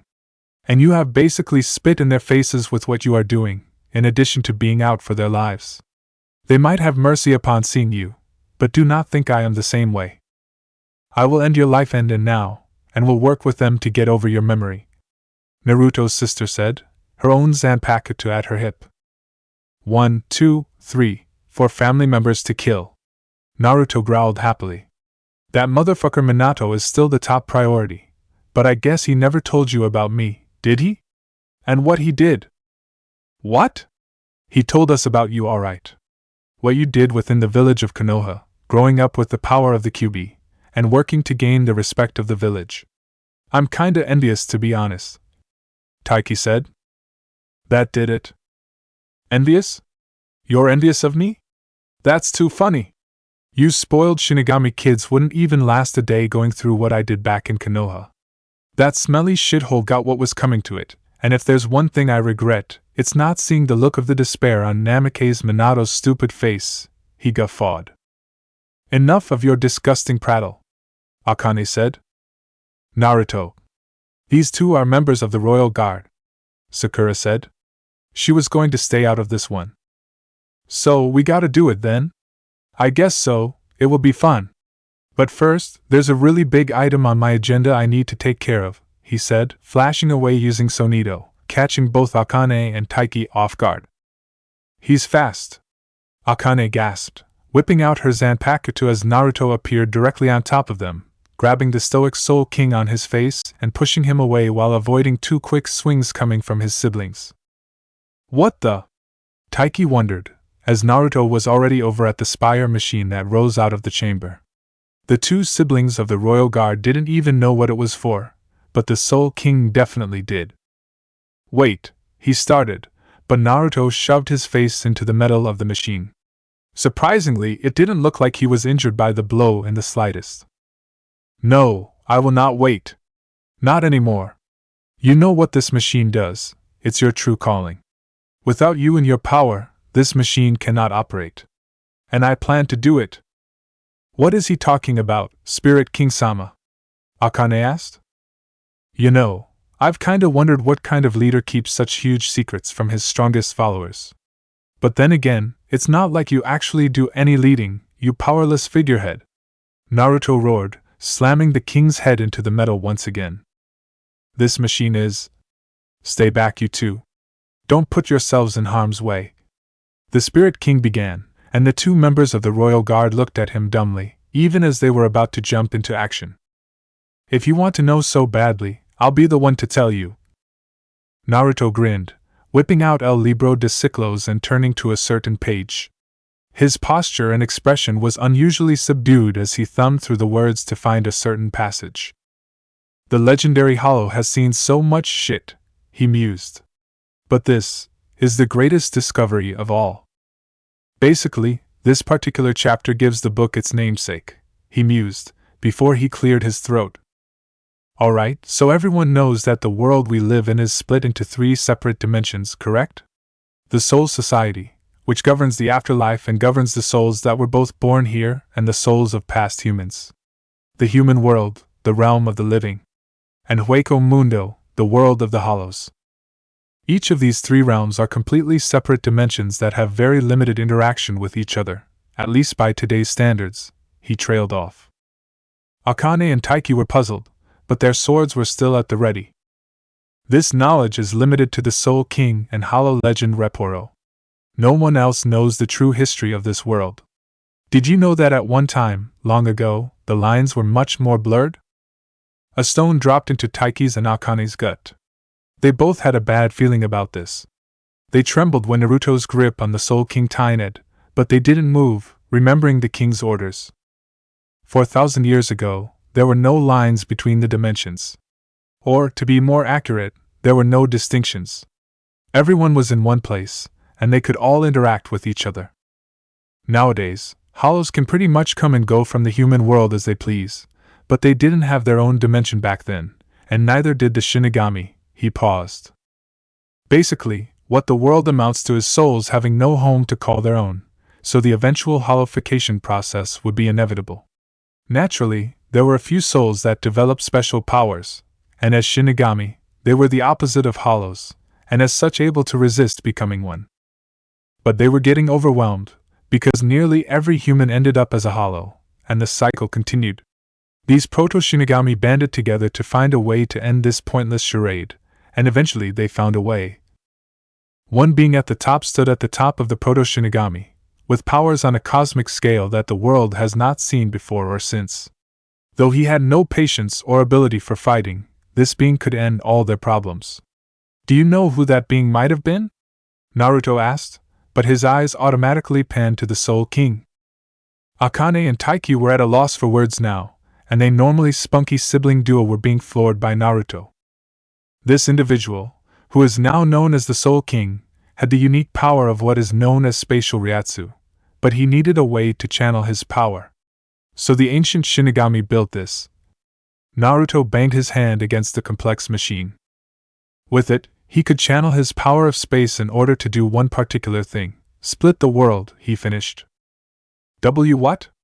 Split the world? That thing. Taiki trailed off. With his power as its source, the machine warped space into 2 very separate, yet very habitable dimensions. The first one was where the hollows were banished to, though we have since found our way back. The second was the Soul Society, a place where the newly crowned Soul King gathered up his followers to create a sort of homeland. The Proto-Shinigami began ferrying the souls of dead humans to the newly created dimension, in order to prevent hollows from spreading.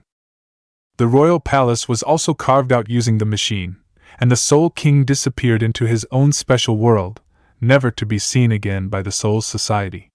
Yet he still existed from the shadows as an omnipresent presence. That's where Reporo comes in. The king of Hueco Mundo found out about the machine during his legendary invasion of Soul Society. When he was defeated and returned to Hueco Mundo, he catalogued everything he knew. When I found it, I knew there was interesting feature about it. I don't like where this is going, Akane said. The machine has a failsafe, and the Soul King must be present to operate it. With that in mind, it is possible to do the unthinkable, reverse the process, and reform the dimensions into one. The siblings thought they could have heard a pin drop. But if it does what it says it does, that's what you're after, Akane screamed, before Sakura took action. With a quick shunpa, she sped over to Naruto's position, producing a package. Duh! I hate the Shinigami.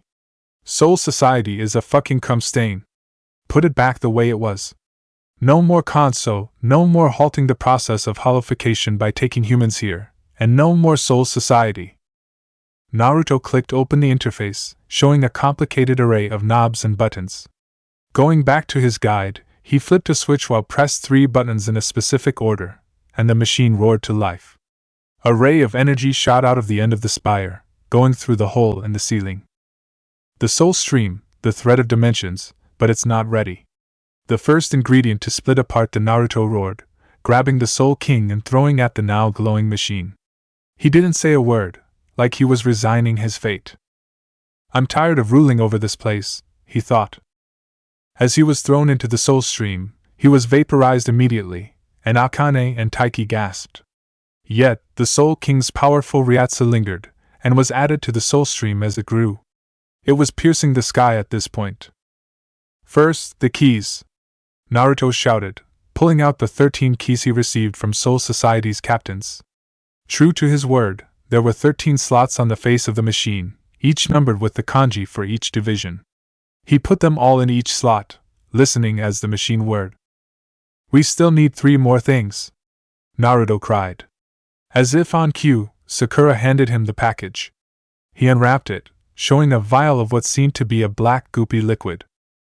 Concentrated hollow erasure. Is this how you wiped out those Quincy's?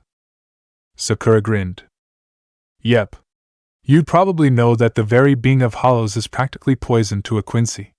I slipped a whole bunch of that stuff into their medical supplies and food, and also picked up this, she said, passing him a vial of bluish liquid. We need 3 more things. Some form of erasure from a human, a Shinigami, and a hollow.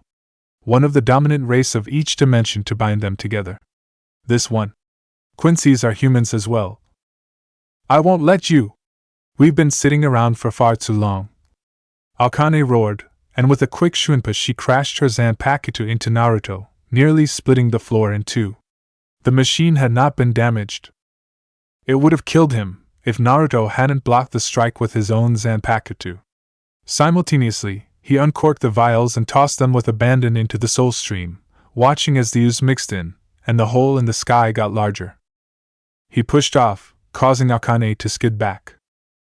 All that remains is, he said, as if he were never attacked.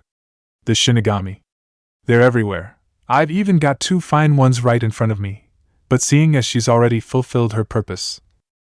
Sakura grinned at Naruto when he added the 2 mixtures to the soul stream, but her smile quickly faded when she saw how Naruto was looking at her, and even she couldn't help but be alarmed as Naruto acted, pushing her directly into the machine. Chapter 61 Hermanos. Bankai. Rineni. Tsunade's Shurikai was fully a support technique, one designed to keep her teammates alive on the battlefield. Her Bankai, on the other hand, was when Tsunade finally learned how to attack with her Zanpakuto, and no longer was she reliant on Hada's spells to cause any damage. Tsunade-sama! Ino cried out, as the vines from before retracted from her body. Stand back, you two. I'll handle this one alone, she said dangerously, as her Bankai began to take shape. The vines retreated back into her sword, before the blade itself disappeared. A green plant like a Venus flytrap sprouted underneath her feet, rising 10 feet in the air and acting as a sort of platform that Tsunade stood on. No less than 7 long vines covered in thorns sprouted from the edge of the bulb. They lashed around like whips, dripping with a foul-looking black ichor from their thorns. It's just you and me now, eh? At least you've finally taken out something impressive other than your pussy shit. Are we gonna start this thing or what? Nnoitra asked. But now that I look at you a little closer, you got a nice rack. Too bad I'm a hollow, but seeing a rack like that makes me feel a little bit excited. Even if you are a useless woman. Nnoitra hissed. Tsunade glared at him, and clenched her fist, her old temper flaring up. Yet, she couldn't punch this sack of shit considering she didn't have insane strength anymore. Her Bankai was going to be doing all the fighting. This one wasn't like Jiraiya, who was just your average, everyday, super pervert. This one made off-color sexist and perverted comments for the purpose of being malicious, and it bugged her. Tsunade shot out her hand, summoning one of the vines to her aid. It cracked in the air, shooting out towards Nnoitra. Now that he had actually had a decent sonido, it was easy for him to avoid it. This is mine! Nnoitra shouted, slicing off the tendril at its base as he got close. The same filthy black ichor splattered from inside the vine as he sliced it, covering Nnoitra in some small flecks of the substance. Ugh, this isn't so sexy, after all, he growled in disgust. He didn't even bother wiping off the ichor, but he was slightly surprised when the vine grew back, giving Tsunade's Bankai an even 7 once again. Tsunade-sama, be careful where you're swinging your Bankai around. Some of that black stuff almost landed over here. Ino cried from over a distance away.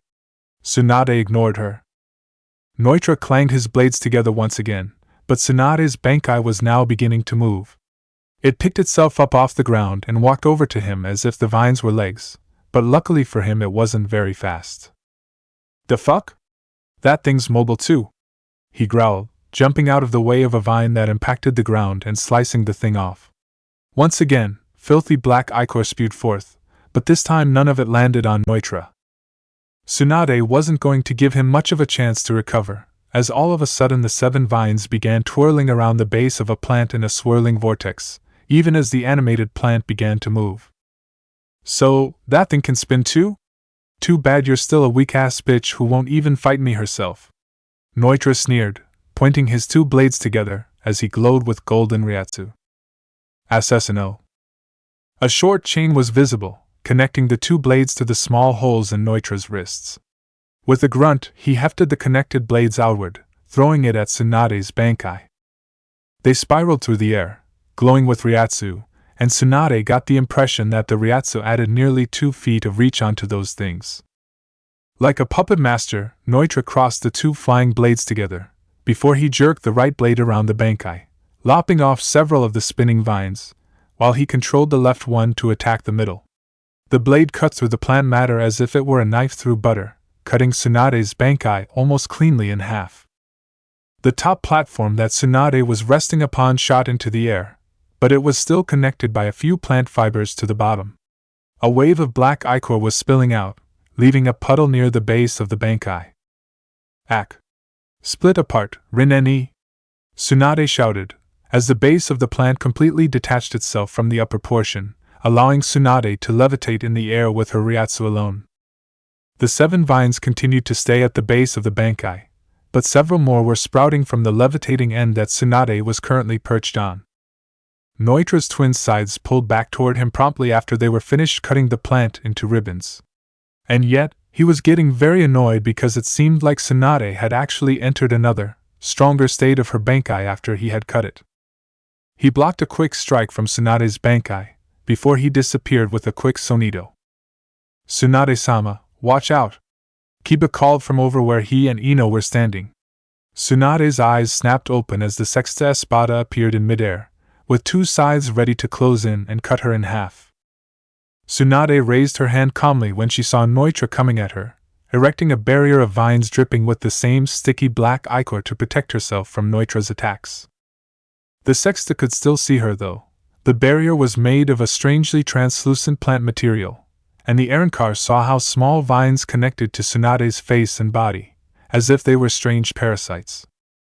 With reckless abandon, Nnoitra struck the barrier with the blades anyway, growling as the right one got stuck in the plant matter.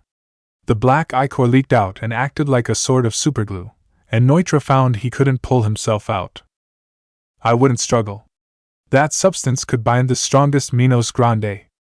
Ino shouted in triumph over to the side. Nnoitra glared at her, taking his free and throwing his blade at her. Shut your hole, you stupid cunt! He roared, getting an intense satisfaction when both she and Kiba screamed and moved just barely out of harm's way. He turned his attention back to Tsunade, who was muttering something under her breath, when he noticed that the plant was threatening to pull him in and consume him. The plant was already finished covering Tsunade, but she obviously wouldn't be harmed by her own Bankai.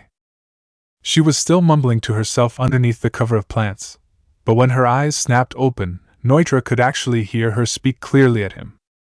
Tsuru! Multiple vein-like vines spread out from where Tsunade was standing, digging underneath the plant barrier and beginning to grow over to where Nnoitra was. Like Nnoitra's sides, they were glowing with Ryatsu and the black ichor that seemed to be so common with Tsunade's Bankai. Yet, with the vines wrapped around him, it didn't matter how strong his hierro was. The black ichor was sticky, and he would be bound in place as if the strongest bakudo in the world was being used on him. Fuck! Nnoitra shouted, using his free arm to grasp his shoulder. With a wince of pain and some aggravation, the sexta detached his right arm at the shoulder, allowing the creeping vines to take control of it. Now freed from the Bankai, Nnoitra put distance between himself and Tsunade, hovering in midair while Tsunade glared up at him. He concentrated, allowing his Ryatsu to work toward regenerating his lost limb. It snapped back into place after just a few seconds. After his arm recovered, he released his blades from their connections at his wrists, opting to hold them in his hands, giving him an extended reach without him throwing them. He opened his mouth, showing his tongue with the 6 tattoo plastered all over it. He charged up a golden Siro, stronger than his usual one, in an attempt to break clean through the barrier. Need more. Tsunade grimaced, trying to bring up her plant barrier to maximum strength to avoid the Siro. The yellow energy was upon her far too quickly, however, and she ripped through the Bankai and abandoned it as the golden Siro eliminated all of her defenses and left the tip of her Bankai a smoldering husk. Nnoitra was already upon her as soon as her defenses were gone, and she was in midair as an easy target, swinging his scythes down upon her. As a last-ditch effort, she summoned a vine and fashioned it as a type of blade, but it was cut through easily. However, it gave her enough time to avoid the strike and land on the ground, allowing her to rethink a new strategy. She touched down upon the ground, the remnants of her Bankai healing themselves slowly. She would be unable to use it for the time being, so she would have to hold off Nnoitra with little more than the scraps of it while it healed. She gathered another vine and held it like a sword, while Nnoitra crossed his blades once again. Assassino. He crossed the blades again, connecting them once again to his wrists, as he threw them like a boomerang. Now that Tsunade was on the ground and not protected, she was a much easier target. Tsunade stared at the incoming blades, and then at her plant sword, realizing that such a flimsy weapon would never be able to get through those scythes of Nnoitra's. Thinking quickly, she filed through her knowledge of Kidda to find a barrier spell strong enough to block it, but it was too late. Fortunately for her, Ino and Kiba had found the moment a perfect time to act, and they had rushed in as soon as they saw Tsunade's Bankai fail. Ino's sealed Zanpakuto met Nnoitra's left scythe, while Kiba's Shurikai met his right one. Nnoitra seemed to simply view the two of them as little more than a distraction. They all knew that they were there just to give Tsunade some time. Out of my way! Nnoitra snarled, pushing both Shinigami with his scythes, preparing to cut into them while they were disoriented. Now, Tsunade-sama! Ino shouted. Use your kid on him! Tsunade snapped out of her funk when Ino and Kiba acted on their own, but their strategy wasn't a very sound one. Are you crazy? You're in the way. If I use my kid now, you'll be engulfed in it. We'll handle it. Just use it. Tsunade growled. Alright, but don't blame me if something goes wrong. With Kiba and Ino holding down Nnoitra, Tsunade was free to charge up her Kidu. Hada number 88, Hiryugekizoku Shinten Ho. What the fuck? With Nnoitra's eyes still trained on both Ino and Kiba, he was slow to react when Tsunade fired an intense blast of blue lightning directly in his path. At this rate, it would engulf all three of them. Damn it! Not stupid Kidu again. I'm not gonna fall for it this time. Nnoitra growled. Punalada! He roared, throwing his right Zanpakuto out. Ino and Kiba had planned to hold him till the last possible moment, then disappear with a quick Shuinpa. Ino disappeared in time to get away, but Nnoitra had thrown his chain scythe Kiba's way, pulling it tight so it would wrap around him and prevent him from using Shuinpa. Like a lasso holding a bull, Nnoitra pulled back, wrapping his lanky arms around Kiba and pressing the Shinigamis back to him as the strong Kidu approached. The strongest hierro and a meat shield. I think I'm going to survive this. Nnoitra snickered, his strength more than capable of keeping the struggling Kiba down. The blue lightning veered close to the two of them, with Kiba screaming and Nnoitra snickering his repulsive laugh. Tsunade-sama, wait! Ino called out, when she realized that Kiba hadn't gotten out. Damn it! It's too late! Tsunade yelled over the chaos. The Kidu had already been fired. Nnoitra ducked as he felt the Kido impact him. It was a moderate burning sensation, but Hierro was holding true, and the meat shield in front of him was absorbing much of the contact. On the other hand, Kiba did not have anything capable of defending against the high 80s Kido when being held down. The lightning seared his flesh like it was paper, and when the Kido subsided after nearly 5 seconds, he was charred and burned. Nnoitra dropped him like trash, watching as he struggled on the ground. Without even looking at the others, before Tsunade and Ino could even react, he retracted his wrist scythe and jabbed it directly into the top of his forehead, scalping him without a thought. Nnoitra then kicked the dead Kiba forward, watching the others' look of disgust as he landed directly in front of them. Nothing would be able to heal that. Fucking kid thought he was cool enough to distract me. Got what was coming to him. Nnoitra sneered, while Ino and Tsunade seethed with rage. Nnoitra was done playing around at this point, now focusing his attention on killing Tsunade. He rattled his blades. And your next, bitch. Your Bankai is no match for me even if you reform it, and your distraction plan with the Kido isn't enough to work either. You've lost. He screamed, charging Tsunade like the animal he was. For all she was worth, Tsunade summoned one of her vines to act as a sword. She would try to hold him off as long as she could, enough for her Bankai to reform. But in close quarters she was doomed. That is, until she felt a strong Ryatsu coming from behind her.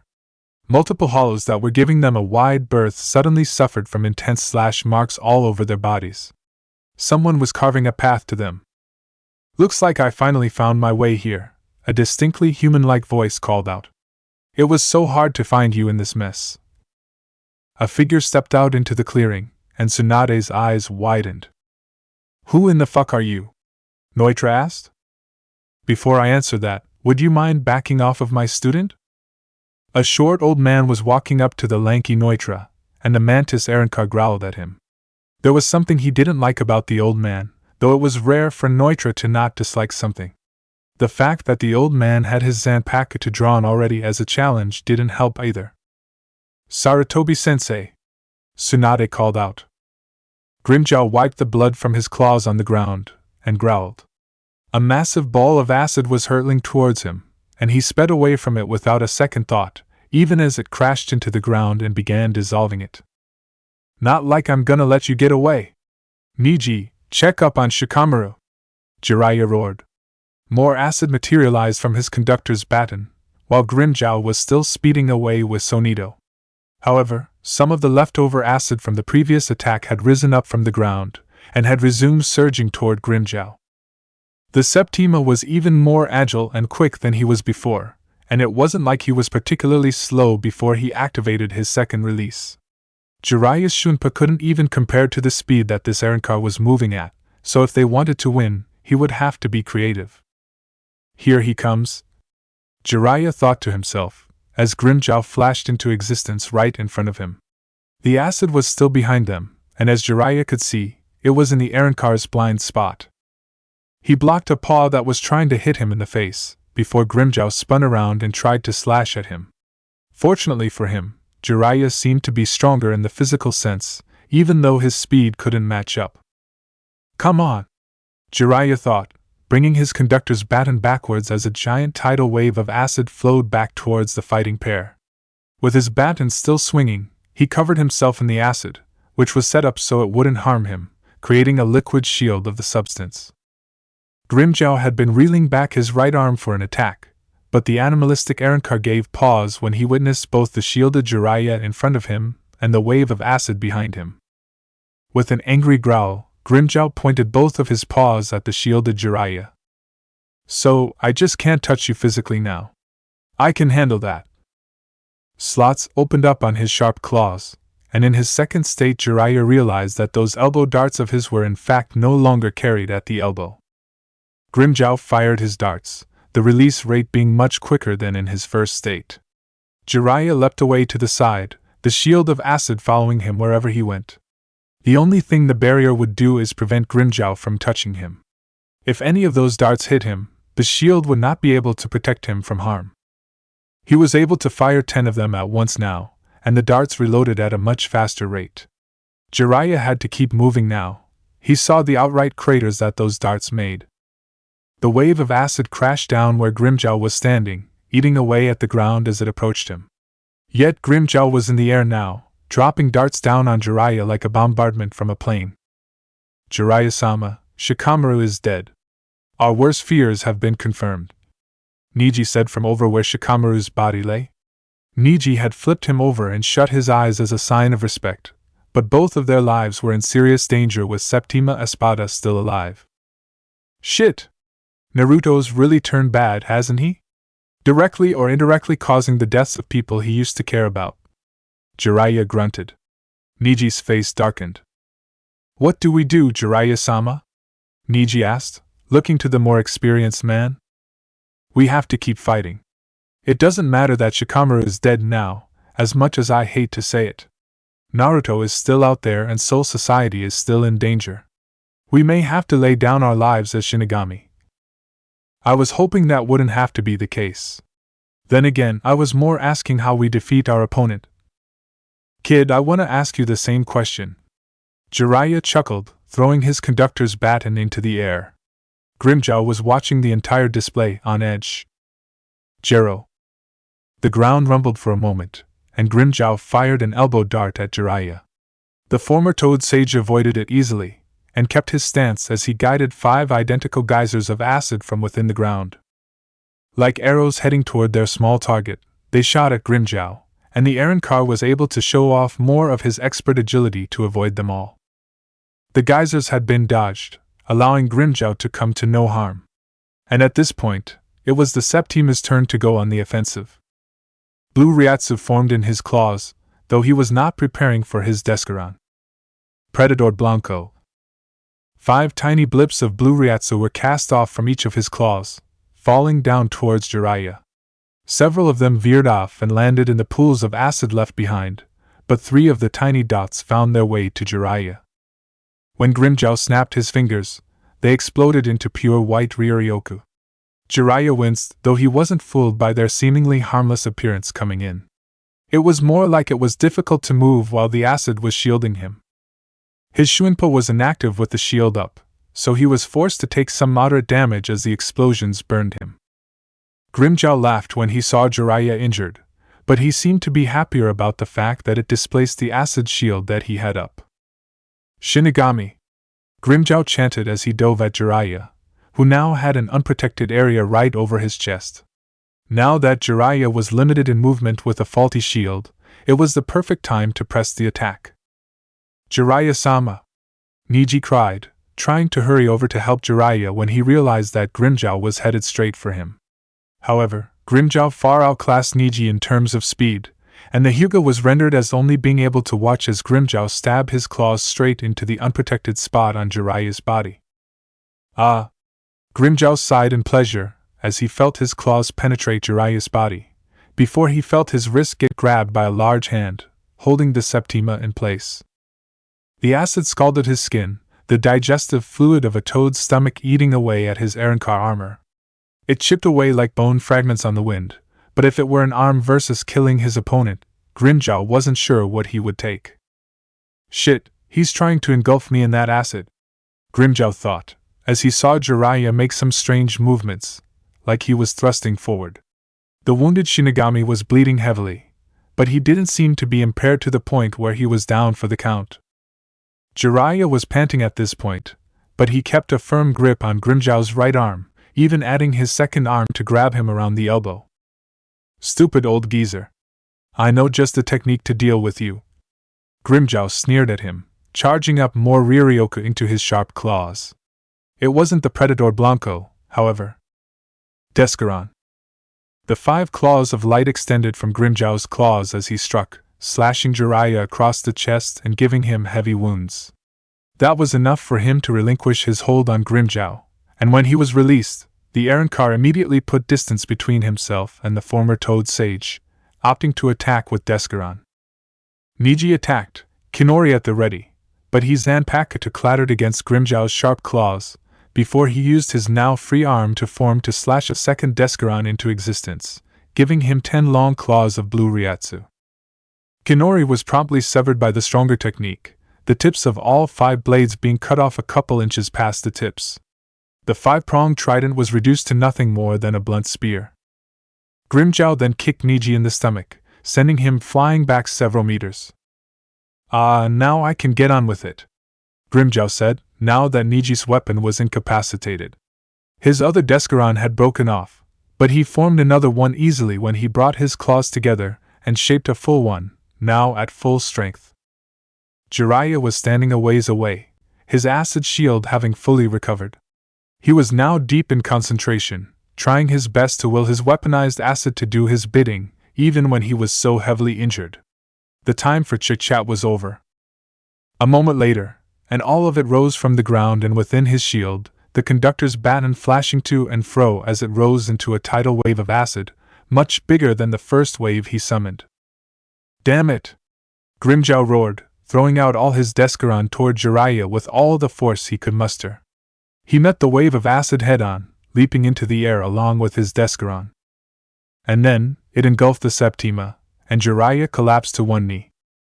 "Ha ha!" he breathed heavily, looking at Niji, who was now contemplating his broken Zanpakuto. "I think I got him that time."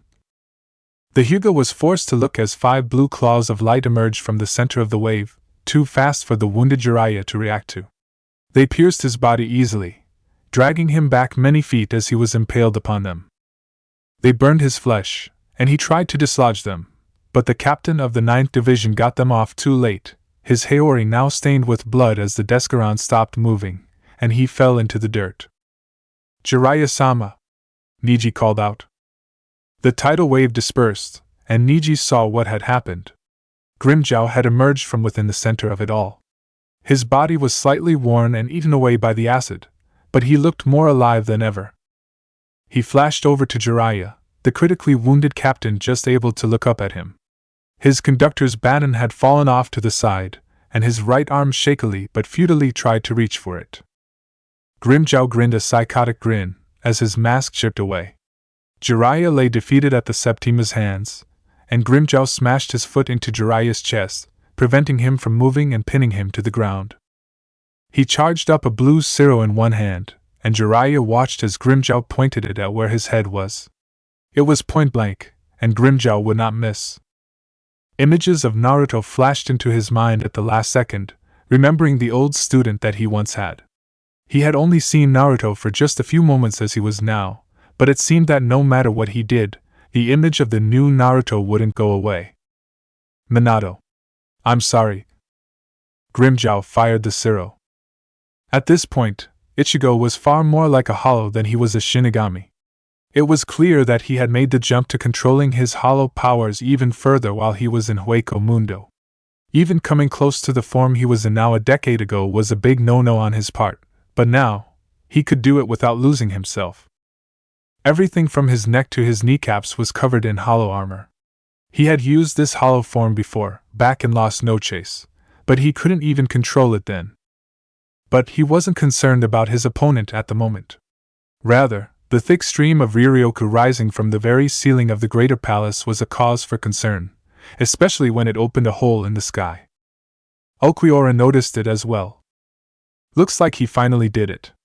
The air is being charged with so much Ryatsu," he commented. Ichigo looked at him strangely.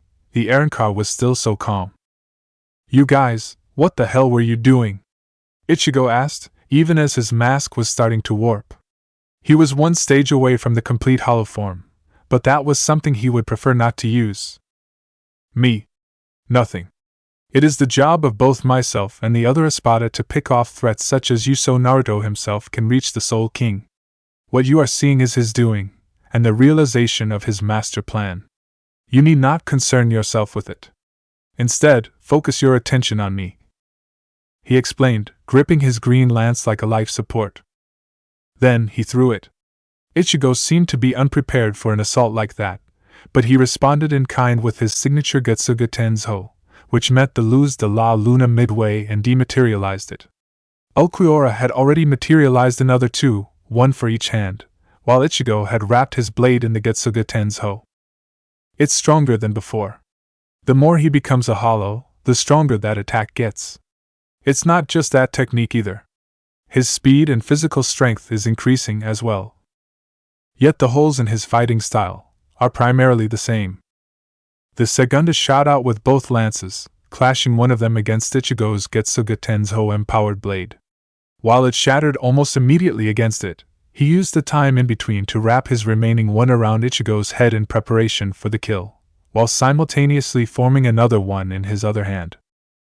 Ichigo reacted beautifully, pushing off of Ulquiorra while charging up a zero in his mouth to knock away from the other lance before it could reach his head.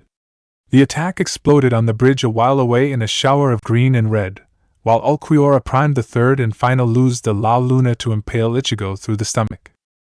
It clipped Ichigo in the side of his hollow armor, exposing the Shinigami robes underneath. Yet, with a final Getsuga, he repelled Ulquiorra as well, along with creating another crack in the bridge. The hollow armor was already repairing itself, while Ulquiorra was yet again flying towards him. Their weapons met once again, but Ulquiorra used his flight to leap over and deliver a potent stab to an unprotected area on Ichigo's back. The energy seared Ichigo's flesh, but he repaired the damage by allowing more armor to cover his form, getting closer and closer to the perfect form. He looped his arm around his own back, charging up a hot red and white Zero from his fingertips. Zero again? Perhaps the reason you are keeping up with me is because you are truly becoming more like a hollow, Ulquiorra stated. I figured that out a long time ago. Yet, it's still not as strong. Zero Oscuras. The two Zeros met against one another, and it was clear that neither one could gain much ground. They were about even in their respective strengths, though it was Ichigo who pulled out first. The bridge they were fighting on was becoming unstable, but neither fighter stopped themselves from using their full strengths because of some bridge instability. Zero. A hollow mask. Sonido. You have ceased to use nearly all of your Shinigami powers. The closest thing I can describe you as right now is an imitation hollow. The closest you can get to the real thing. Well, gee, thanks for that. Obviously what I want is to be compared to a hollow by you of all people. But the time I spent in Hueco Mundo taught me not to be ashamed of using this power. Even though I don't like using my strongest form, I think I'm going to show it to you regardless. Ichigo was cut off from doing anything when a loud boom surrounded the area, shaking everything from the earth to the sky to the core. Even the soul stream at the top of the palace seemed to warp a bit as orange Ryatsu exploded from the roof of the greater palace, gleaming in the setting sunlight. The Ryatsu was thick, very thick. That Ulquiorra had to temporarily stop and contemplate his own demise, even if he was not directly in the thick of things. What was that? Ichigo asked. Ulquiorra looked at the boy in front of him, and could see clearly how much his skin was crawling from being exposed to it, even at this distance. He was sweating. He must really be having a difficult fight, Ulquiorra commented. Not even when he killed Aizen did he have to go this far. Be thankful that you have not experienced his segunda etapa. He is a creature you do not wish to comprehend. Death would be a preferable fate for the likes of you. Ichigo looked troubled. That's not the only thing I'm worried about. Ulquiorra looked up. There was the familiar aspect of Naruto's Ryatsu, but sky was beginning to become torn apart. The silver-gray soul stream was still feeding into the sky at a faster and faster rate, but the sky was no longer blue, it was a reflection of another place. A reflection of Karakura town, Ichigo whispered, seeing the reflection of his old hometown in the sky. The gap between dimensions is beginning to become blurred, Ulquiorra commented.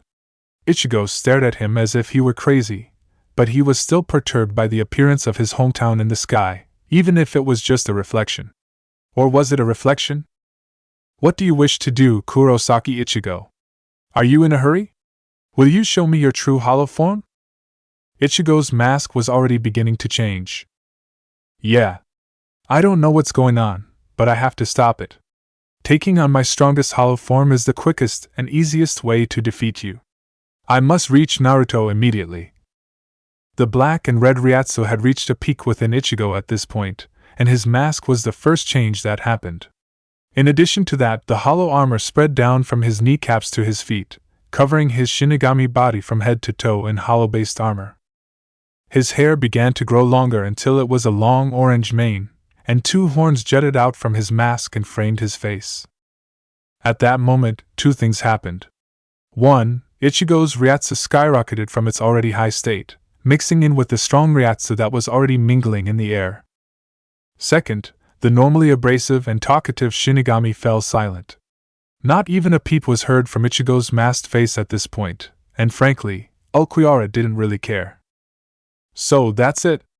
Naruto told me about the strange Shinigami boy who had all the characteristics of a hollow. You look the part, but I still don't feel the bloodlust.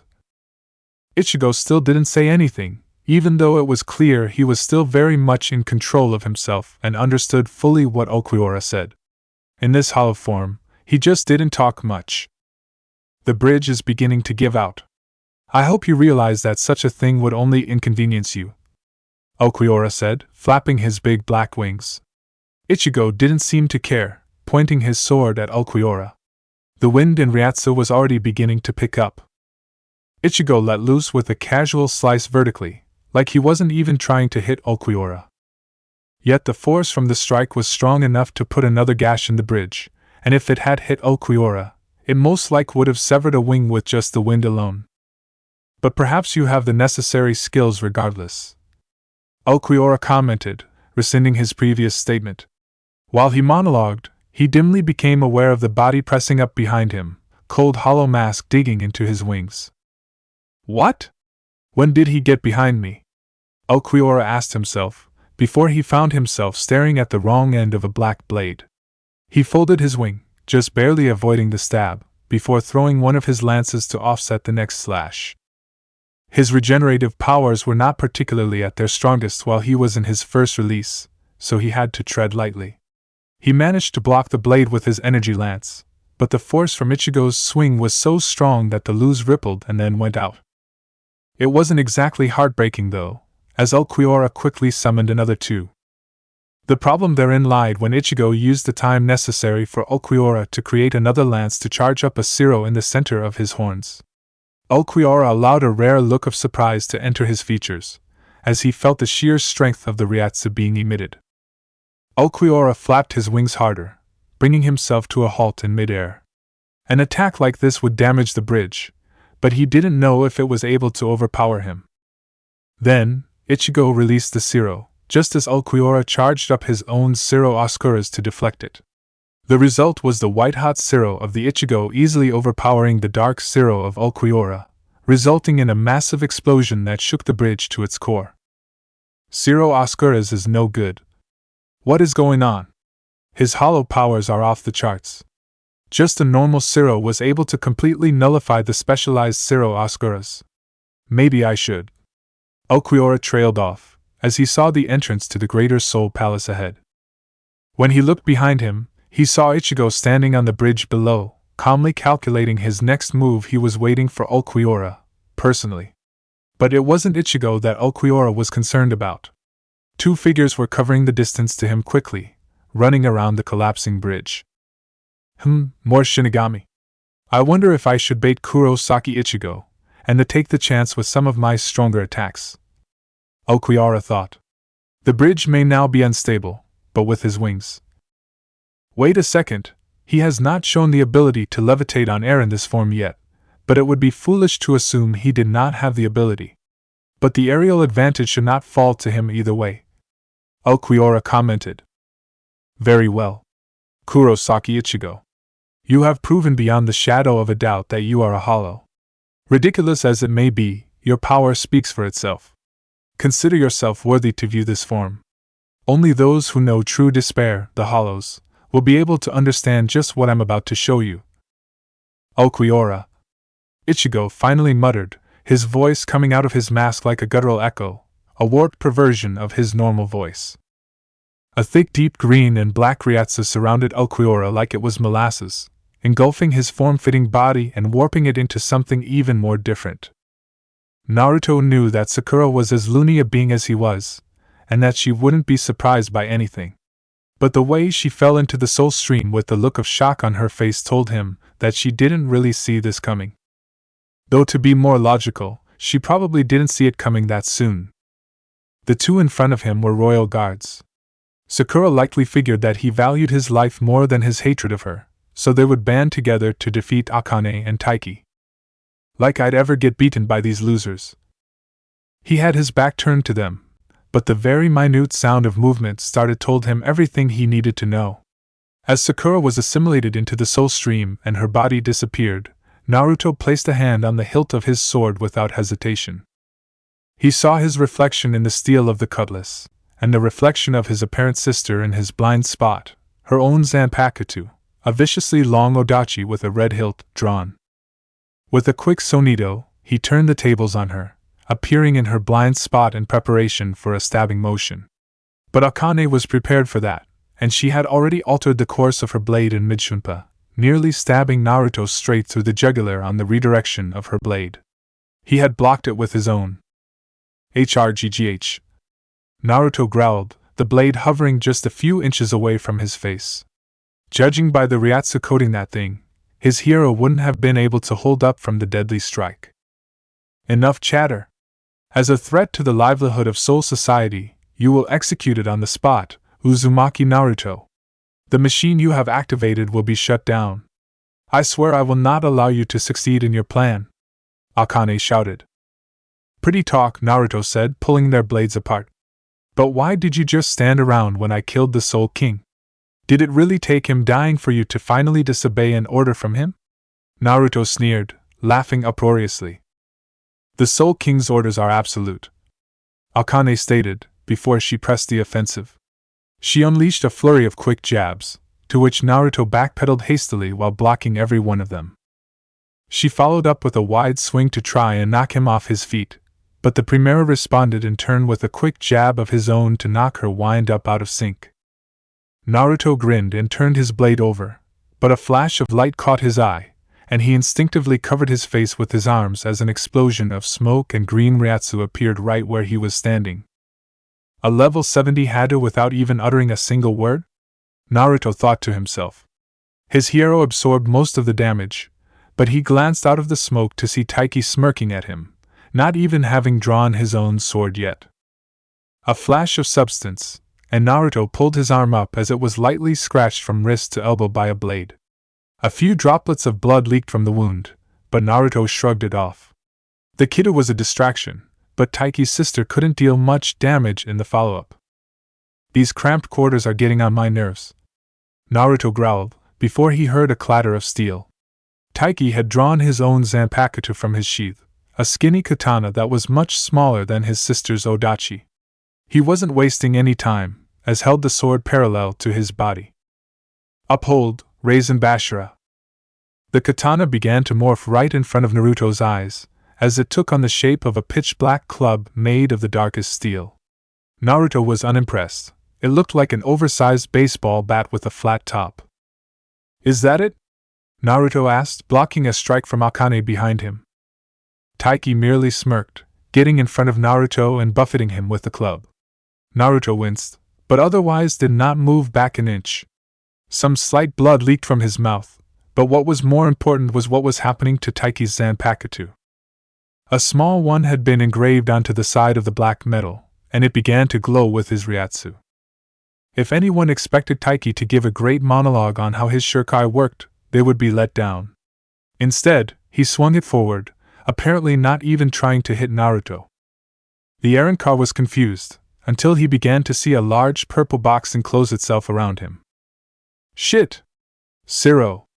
Naruto roared, launching his orange Siro as he broke his way out of the Kurohitsuji. He didn't understand. Taiki hadn't so much as uttered a word. In fact, he swung his sword, and kiddos surrounded him. And that number that was etched into the club. What was it?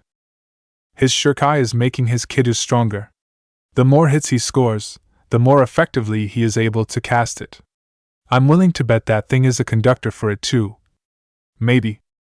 He was cut out in his thought process when he had to block a strike from below when Akane had attacked him in close quarters yet again. The walls behind them split apart at the seams from their swordplay, before Naruto kicked her in the stomach. She leaped it over it, but Naruto was charging up energy into his sword. Siro Corazon! Akane shrieked as the Siro charged Zanpakuto conducted up from her own hilt and blade and into body. Naruto thrust out his free hand, putting it right in her face. Lost trace Kuvas. Akane ducked her head as the three crescent-shaped blades of Ryatsu threatened to scalp her, but the Sokatsui from Taiki prevented Naruto from attacking her further. Bala Sugendo. Naruto launched his famous homing bala, not bothering to watch as he careened toward Taiki. Meanwhile, the Sokatsui was still hurtling toward him, but Naruto's Ryatsu manipulation came in handy. With a wave of his hand, the blue fire halted on its way here, and Naruto willed it to puff out on the ground before him. The Royal Guard member Taiki had avoided his Bala Sugendo easily, following up with a mid to high level Hada spell that Naruto didn't recognize. It was like an arrow of fire, and Taiki had launched it from his shuriken as well. Taiki, knock it off with the kiddo for a moment. Let me take him one-on-one for a while. We need to find a weakness. Akane roared, touching down in front of Naruto, her sealed Zanpakuto to clutch tightly. She had recovered from the nasty shock she had received earlier, now more on edge with Naruto's Zero Corazon that she knew she couldn't touch at the time being. Naruto smirked. Zero Venenoso. Naruto charged up his toxic purple Zero with his free Zero, throwing it out into the battlefield for Akane to deal with it. She avoided it easily, but she had been forced on the defensive with regards to Naruto's Zero Corazon, so the Primera could throw anything he wanted at her now. Akane, stop fucking around with your sealed Zanpakuto. We need to go Shuriken immediately and end this as soon as possible. I know. It's just, we're the Royal Guard, we haven't teamed up in order to win a fight in so long. It's kinda surreal. Akane commented, to which Taiki grunted his agreement. I know. But this would be a good time to start. This guy killed the Sotaishu of Soul Society. Sure. I suppose it is. Let's just finish this up, shall we? Akane twirled her odachi on her fingertip, before lifting it up and tossing it into the air, before catching it again with one hand. Amaze, Shinkagafu. Akane's shuriken practically exploded into a burst of red Ryatsu, hilt and all. Yet Naruto wasn't fooling himself and believing that activating her shuriken would leave her weaponless, and he wasn't disappointed. Akane herself wasn't perturbed, and not long after she released her Zanpakuto, a small red crystal materialized in the palm of her hand. After some seconds it became more numerous, as more crystals appeared and attached to each other. Wow! Naruto said, similarly leading credence to her release command, but it wasn't because of any combat prowess she had shown in the last couple of minutes. In fact, Akane was now holding a beautiful red crystalline sword that shined in the light every time she moved. There appeared to be a small amount of liquid running within it through little cracks and canals, though Naruto didn't know what the effect of that would cause. You like? So sharp it can cut through anything. Even your sword. Akane smirked, charging Naruto with her advanced Shunpa. Naruto took a step back, but was able to match her speed and even somewhat exceed it.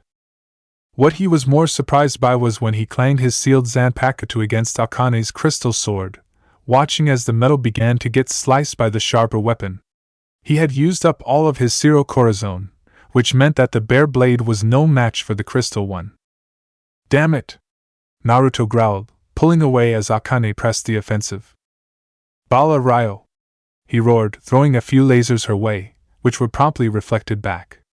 They missed Naruto, who had used Tsunade to appear behind, trying to thread a stab directly into the back of her neck. Akane wasn't as fast as Naruto, and the Primera grinned when he realized he still had that advantage on her.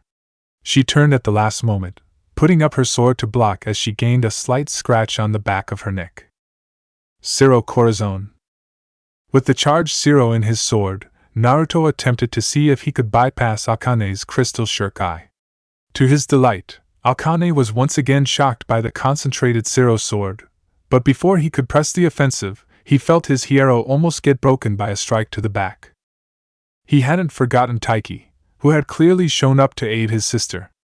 But at that point, he had retreated away, and his black club now had the number 2 engraved all over it.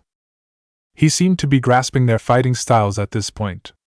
Taiki, despite the large club, was the one who hung back at a distance, attacking with range and delivering blows only when necessary. His Zanpakuto was connected to Kido in a way Naruto didn't understand, so that definitely helped. Akane, with her crystal sword, was the close-quarters, physical fighter, which was much less difficult to figure out. But that sword of hers was difficult to deal with. He could somewhat control Yamamoto's Shurikai with his Ryatsu willing powers, but he didn't have such luck here. Jiguchi, Akane whispered, as the little veins of liquid beneath the crystal of the sword began to leak out from small holes in the crystalline substance. With a smirk, she rushed forward. Naruto sped around her again, this time meeting her sword with his Zero Corazon. Akane was clearly shocked by Naruto's Zanpakuto, but she didn't let the smirk drop from her face, and held fast onto the contact. The red liquid from within coated Naruto's Zanpakuto, which was just what she wanted. When Naruto slashed at her, to which she barely managed to get away, she shouted at her brother. "Now, Taiki!" There was no warm-up, no prelude. Taiki simply fired the Hada number 31, Shakuhou from his club without anything. Normally, a spell in the 30s would be nothing more than a distraction for Naruto, but the twins' plan was layered. "Oh, that stuff on your Zanpakuto? It's basically the equivalent of spiritual gasoline." Taiki smirked. Naruto looked at his sword in amazement, before he put it to the side. If the ball of fire hit it. He put his sword back into his sheath, and casually sidestepped the ball of fire. As it passed, he felt the heat still concentrate within his sheath Zanpakuto, but he didn't catch fire. "Gotcha," Taiki said, smirking. The tandem attack that the twins just performed did not stop when the ball of fire did not hit Naruto. Unbeknownst to the Primera Espada, a crawling red rope of Kido had materialized underneath the ground beneath his very feet, and while Naruto was occupied, they wrapped around his ankles, interlocking with each other to create a web of reinforced Bakudo that continued to spread up his body, interlocking Naruto's arms and binding him. "The fuck? Bakudo?" Naruto hissed. "Where did it come from? Two Kido at once without any sort of prelude?" Taiki seemed to be responsible for this one, at least. "Got him, Akane. You can proceed when ready." "Thanks, little brother. I'll take him from here," Akane called back, scratching her crystal shurikai with her nails. "Don't bother to struggle your way out of this one. That kid is about as reinforced as can." "Raga!" Naruto roared, charging up his full Ryatsu. The strength of it stunned the twins, but Naruto found that his movement was still very limited. In that, he was at a disadvantage. "You little shits! You're fucking dead!" Naruto roared, thrashing about with as much effort as he could muster. The Kido was strong, he knew that much, but with enough effort, he found he could move his arms and legs slightly. Zero Espiral. "What the? He's able to move like that?" Taiki cried on edge. Naruto was gathering orange Ryatsu in his palms, twisting them together to form his strongest Zero. "Better take cover," Naruto mocked. "This place is gonna get a little messy after this." Naruto released the Zero, creating a vortex of Zero that spread all over the room. With two quick shunpos, the twins moved away just in time to avoid the vortex of Zero, but when they reappeared, they were standing near the edge of the room, trying to get away from the vortex. The Zero Espiral sliced into the stone walls of the building, and a loud crash was heard as the right-hand wall was shattered and broke into large chunks as the Zero Espiral consumed it. A large hole was present in the stone now. "Damn it! I'm still not free, and this bind isn't breaking. Maybe I should." He was promptly slashed in the back. "Ugh!" Naruto winced as blood poured from the wound in his back. He didn't even need to see who had attacked him this time. Akane with her crystal sword had managed to get the jump on him because of his handicap.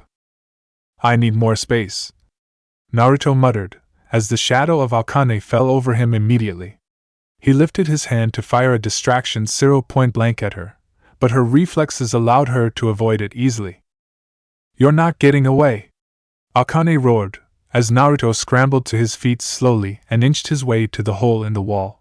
He was incapable of using Sonido at this point, but with some effort he managed to draw his sword. "Taiki, come on! He's trying to do something!" Akane yelled at her brother, who hefted his club over his shoulder and followed his sister. Fuck you! Naruto roared, grunted as he clanged his sword against Akane's crystal. He didn't care if the Shurkai was cutting it slightly, he just needed to hold them off. What? Taiki screamed. When Naruto had reached the hole, he threw himself out the window and grabbed onto the brick surface on the side of the palace with his teeth. Roaring in exertion, he pulled himself up quickly as he could, while his siblings stared out the hole at him. He's trying to get to the roof. Hurry! We have to follow him. The secret chambers of the Soul King were approximately 100 feet below the very top of the building, the carved-out roof of the palace. The soul stream was also likely being shot through the roof into the sky. Hada number 33, Sokatsui! Akane roared, launching the blue fire at Naruto, who was quickly making his way up to the roof. With surprising nimbleness, he flipped over the fire heading straight for him, catching the ledge with his teeth as he went down. Akane glared at him, before she and Taiki used Shunpa to instantly get to the top of the roof, looking down upon Naruto. Akane was about to use her sword to knock him off the ledge, but Naruto was prepared. He had already taken the great effort needed to point his hand up at them, and launched a normal Zero at both siblings.